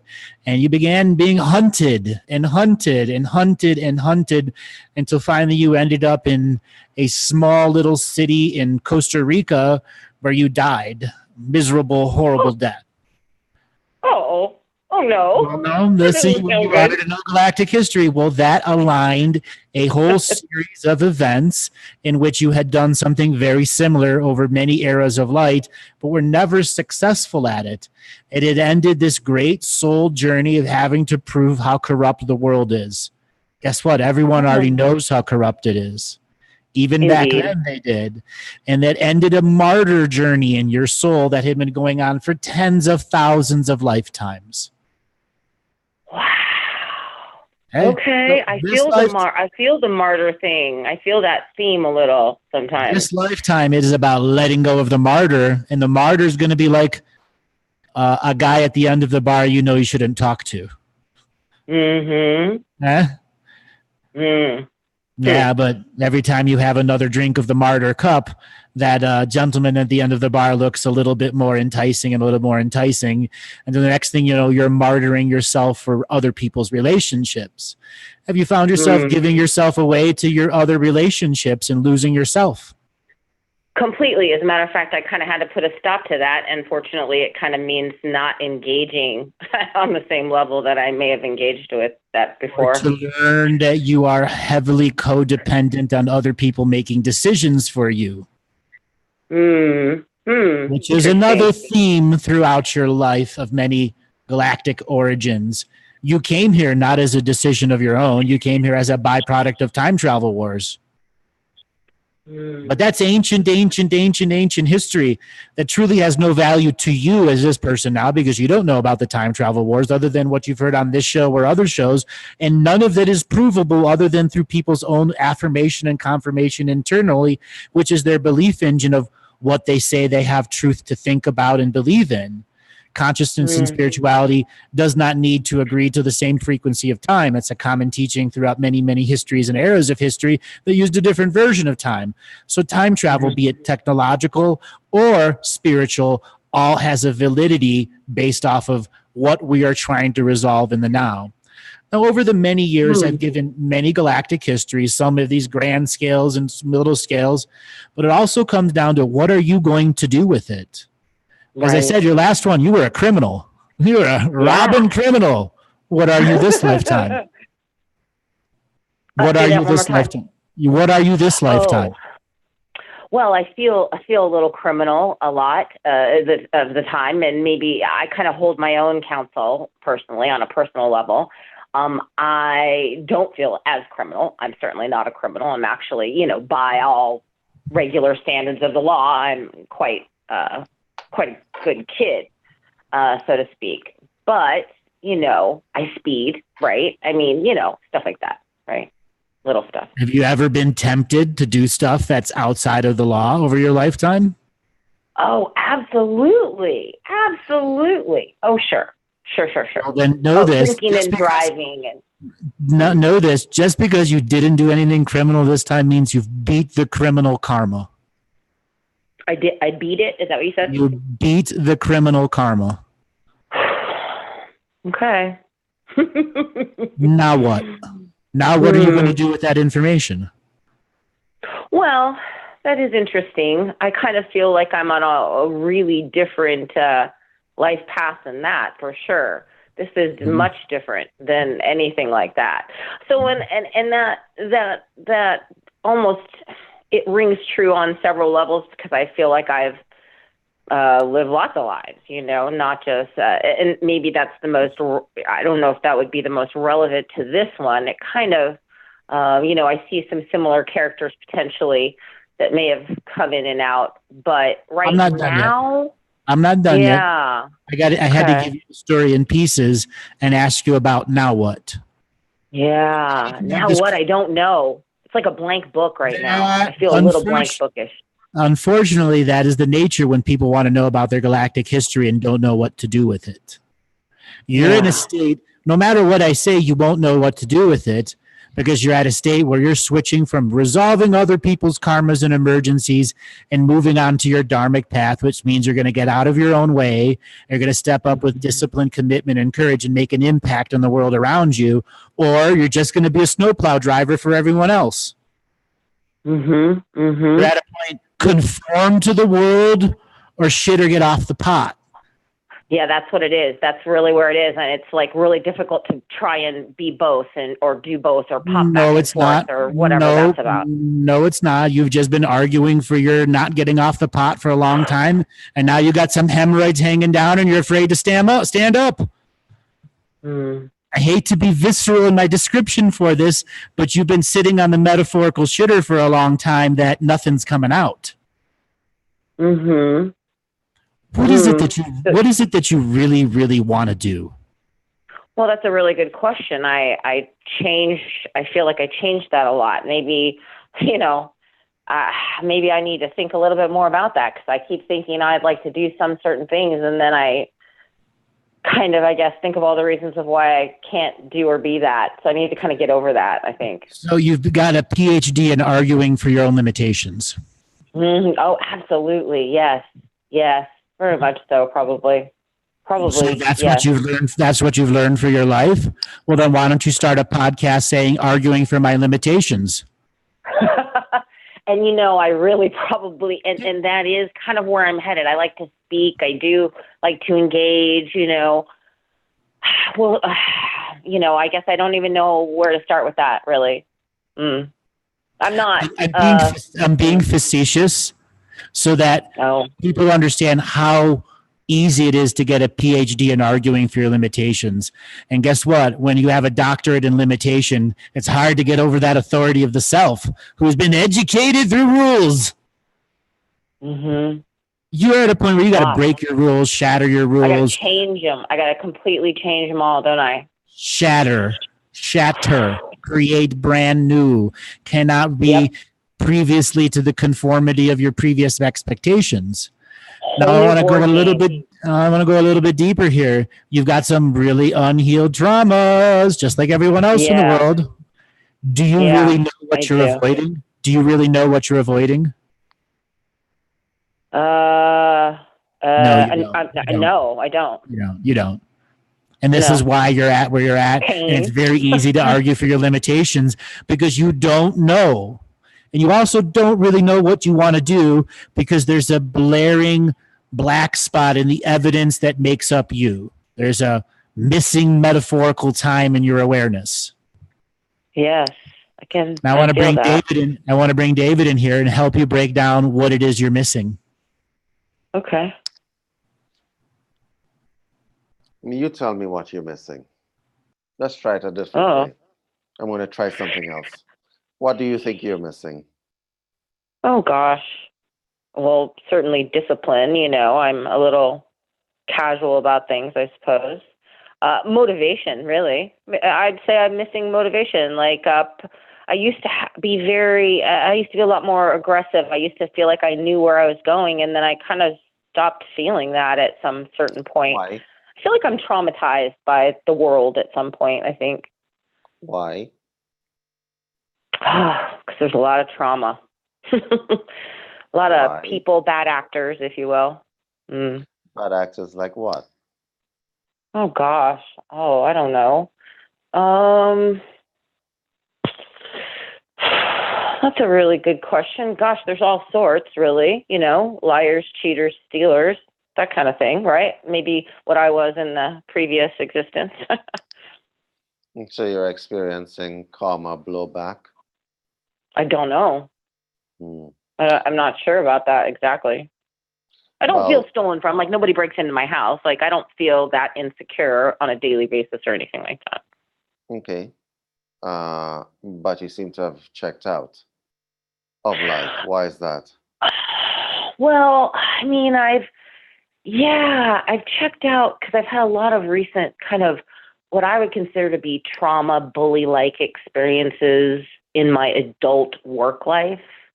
And then also like other sex people, you know, male, female type of kind of issues in the workplace as well, you know. So I kind of I feel like a little traumatized by all that, I think. And so that causes some other conflict. I'm going to give you some tough love here, okay? Mm-hmm. You can't check out. You can't check out. The only way you're getting out of this life is when it ends, okay? Yeah. So here is a little bit of here's a little bit of an idea for you. You must always look life in the eye, because if you don't, life will stab you in the back.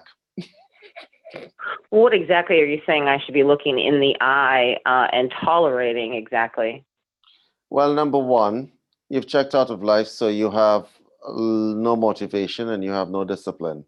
You have issues at your work. I don't know about what? no. Okay, wait. Hold on a second. I listed those as my issues, but I don't think that I have none. Certainly not. There are definitely things that motivate me very much. I just don't have a lot of that going on in my life in particular. It'd be nice to be able to create some more of that. So I'm kind of aware. I think I'm avoiding people and the type of work that I used to do, I think is what I'm avoiding. Let me rephrase my answer to you. Okay, you have issues. Are you facing them directly? Are you facing them directly every day? I'm not sure if I could answer that question properly. Your issues at your workplace, what are you doing about them? Well, I mean, I'm doing all kinds of things about them, like my issue with my father. I spend more time communicating with him now than I have before. So I'm not sure. I don't do it every day because I think that would really cause a little stress for him. But, you know, I think communicating with maybe my family a little bit more has been helpful. But I'm not sure what exactly you mean, because I think I do work on things in a certain way that may not be something tangible that I can represent for you. Does that make sense? Okay. So you mentioned a number of traumas. Sure. Early, okay. The traumas are created by events, am I correct? Yes. Okay. The traumas are created by events, by people, am I correct? Yeah, I would say so. People that I engaged with, sure. Okay. Do you deal with these people directly? Oh, no. I mean, no, that is like all past people, past history. I don't deal with any of those people anymore at all. Okay. When the traumas, the traumatic events made themselves known, were you dealing with these people directly? Did you speak to them? Did you tell them you've traumatized me? No, I was too little for that, I think. To say that you've hurt me? No, I think I ran away. Okay. When you're speaking to me right now, And you spoke to Andrew a little earlier on. You were being vague, and I understand it's because you're on a show and stuff like that. So my next question to you is this. Are you really clear with your own self when you are speaking about these traumas with yourself, when you're reliving them? Are you very clear with your own self, your own self? Gosh, I'm about as clear as I think and about as honest as I think I can be about that. Yeah, I think so. I mean, our memories are tricky, right? But yeah, sure. I think I am. Yeah. So what are you doing about it? Oh, I think just becoming aware of it is helpful. I think creating awareness around all of that. I think that has a lot to do with healing it, is just becoming aware of it. Okay. When you become aware of it completely, assuming that you've become aware of it completely, what then? I'm sorry, ask that question one more time. When you become completely aware of what you need to be aware of, what happens then? What is your plan? What is your forward plan?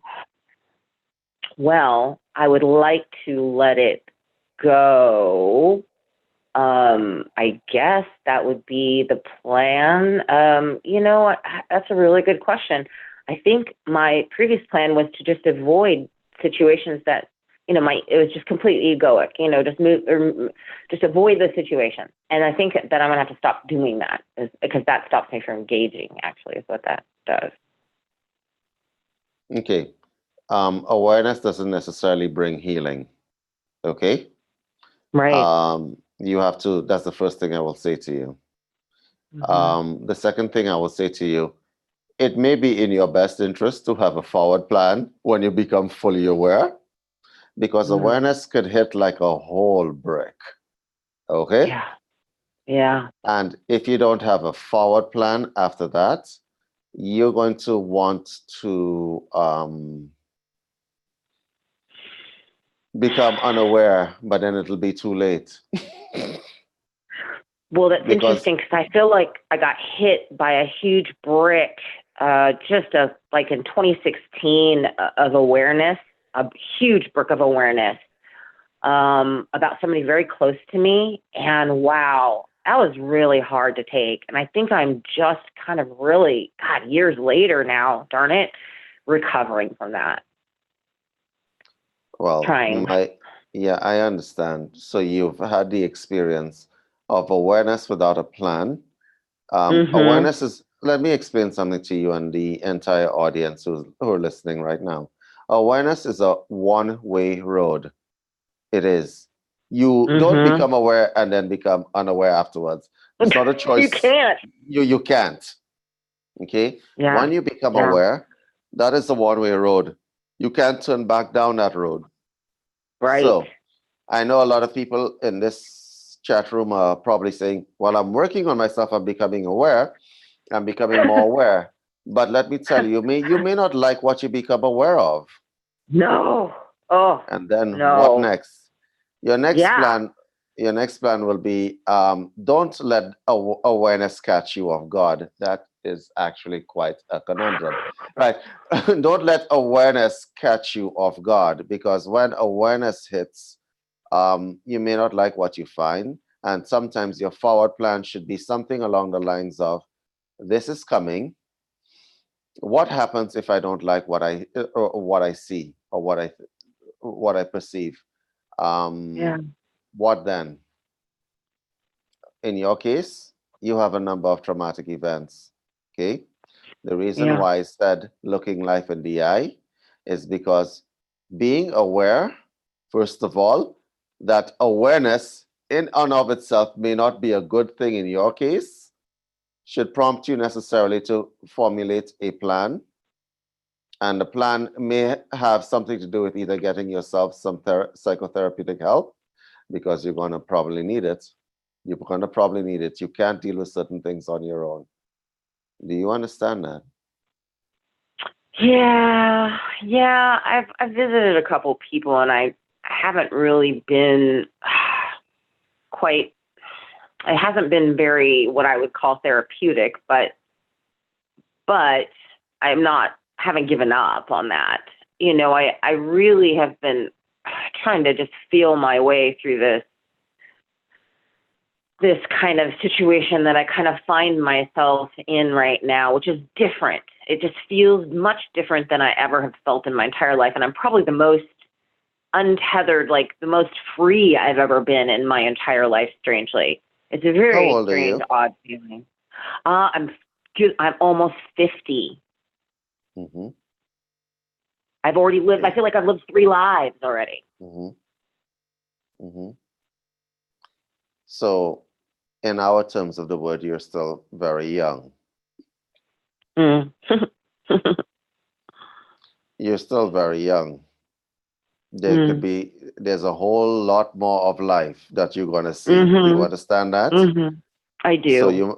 So you might want to take a pause and deal with what has happened before you engage and you look down the other 50 years that you're going to live for.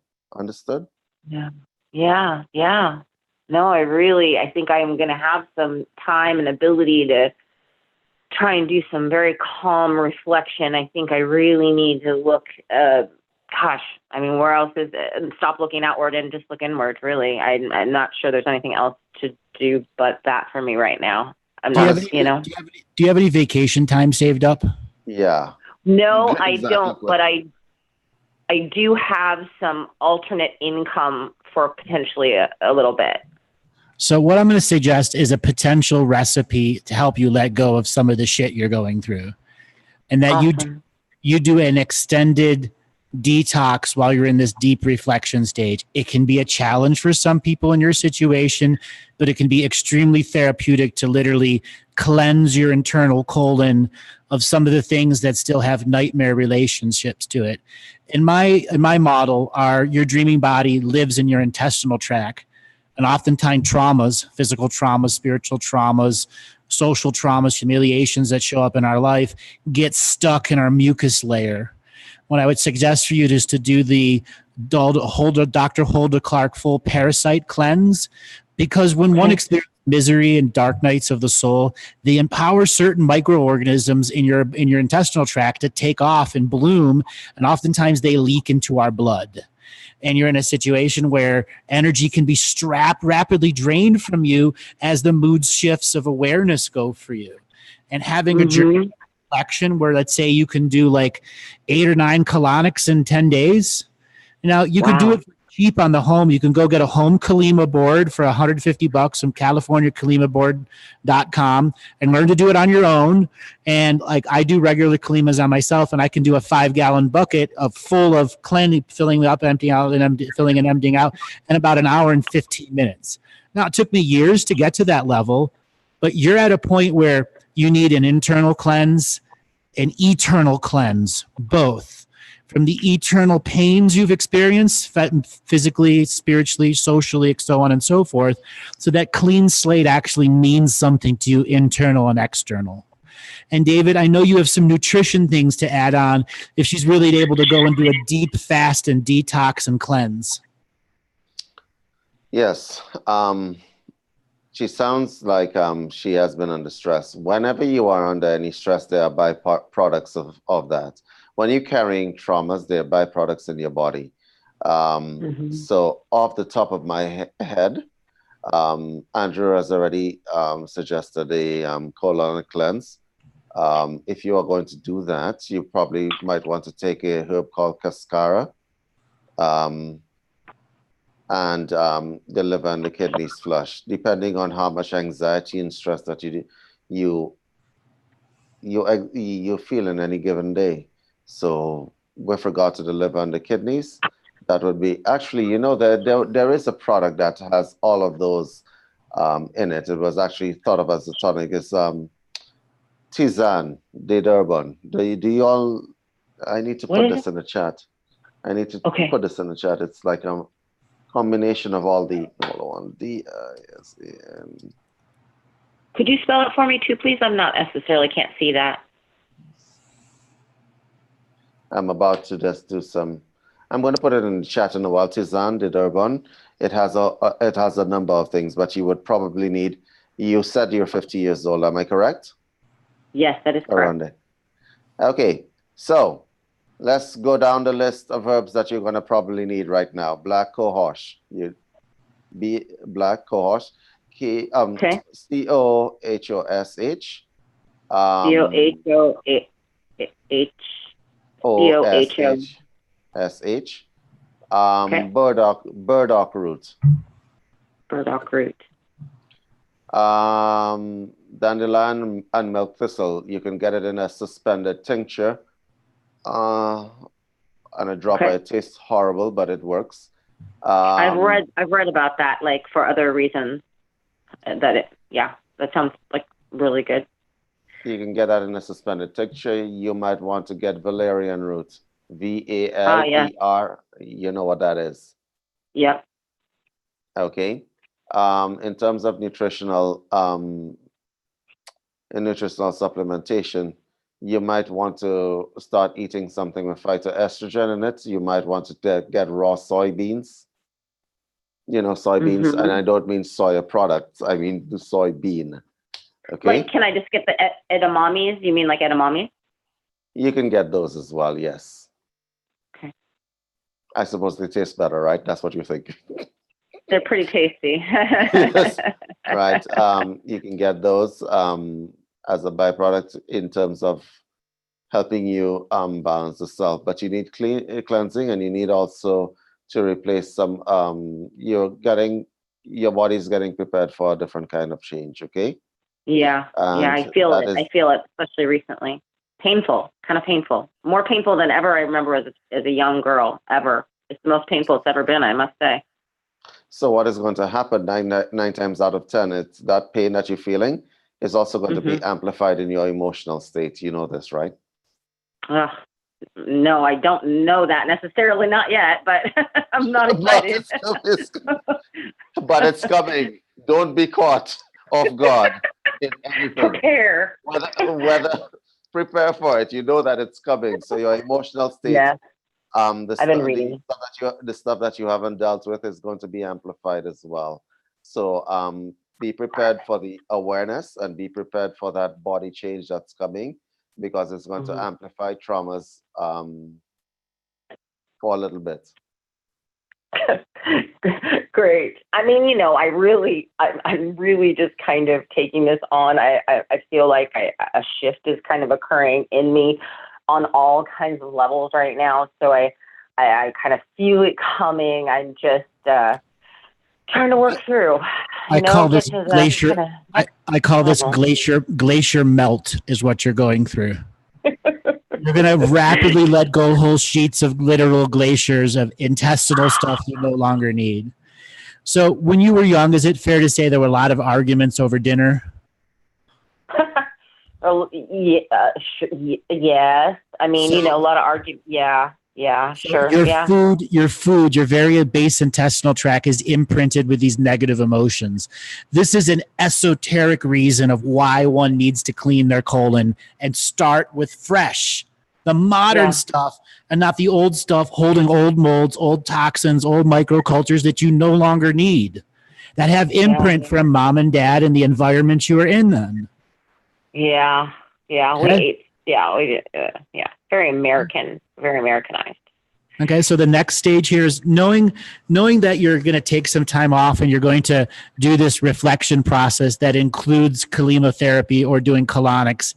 You're going to let go a lot of shit, literally. I'm excited. I'm really excited. I'm excited and nervous. Don't be surprised if 12 pounds of shit comes out. There's a bit of trauma. There's a lot of trauma going on. 12 pounds could come out. You're 50. Have you ever done Kalimas or colonics before? No, I did a cleanse. I've done a couple cleanses. Nothing. So essentially nothing. You've done nothing. You've got stuff in there that's still there from when you're 9 years old in your intestinal tract. The nickel you ate when you're 10. Program when I was 18, but other than that, just those two things. Did you get down to the black water? Ooh, no. Then you didn't clean yourself all the way out. Yeah, no, I don't know about that. I guess I need to learn David, about that. you and I talked about this the other day. We recorded something called The Shit Show. which is all about it. It's going to be released in here in just a little bit. It's candid talk about colonics and shitting. But talk to her about the benefits of the kalimas and colonics. Okay, so you do know that most people don't eliminate completely. You do know Right. this, right? Yes, I do.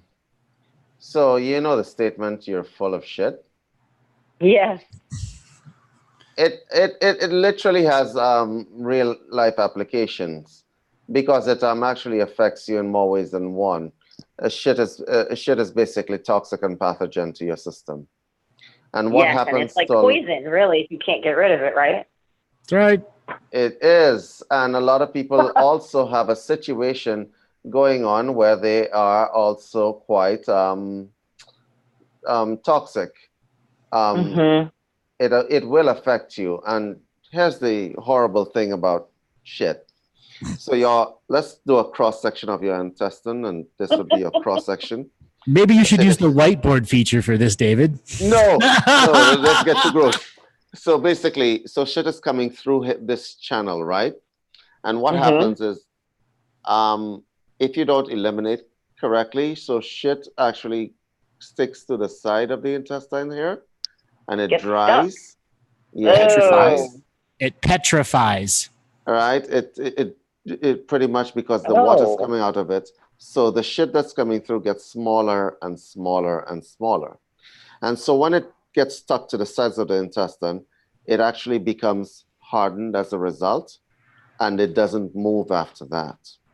So you have a smaller space to work with. So if it was here, you have a smaller space to work with, and you have a smaller space, and it becomes smaller. And so you literally are full of shit. Literally. Okay. I believe that. And so colonics are important. So a lot of people who are constipated and who are shitting, and they're probably not satisfied that they've done their utmost best shit, it may have to do with the fact that you're impacted. It means that your intestines have shit in them that is not moving. Even though you're not feeling bad, it's like you're basically saying you don't have to feel bad to have this problem. No, you don't. There are lots of guys walking around with bare bellies. What you call a bare belly is an impacted intestine. It's not fat that is making their stomach nice and really round and cool, like a beach ball. It's not. Gross. It's actually shit and swollen intestines and swollen organs and toxicity that's making the stomach like this.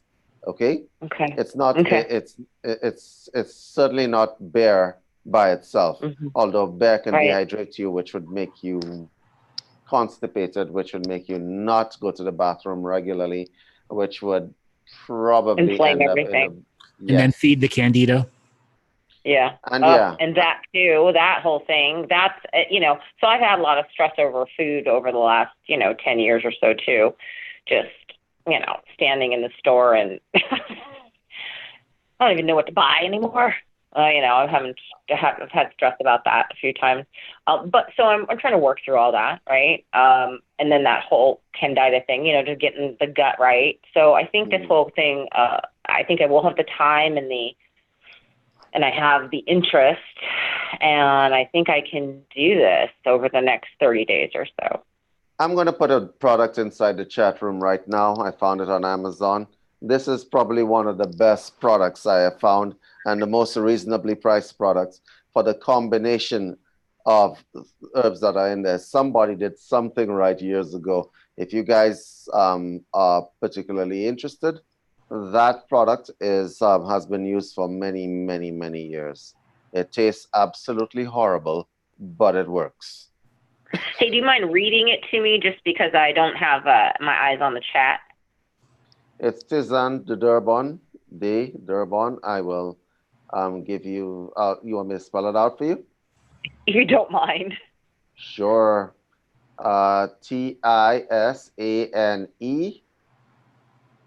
There's supposed to be a D in between that, but never mind. Durbon, okay. Durbon. Okay? Oh, perfect.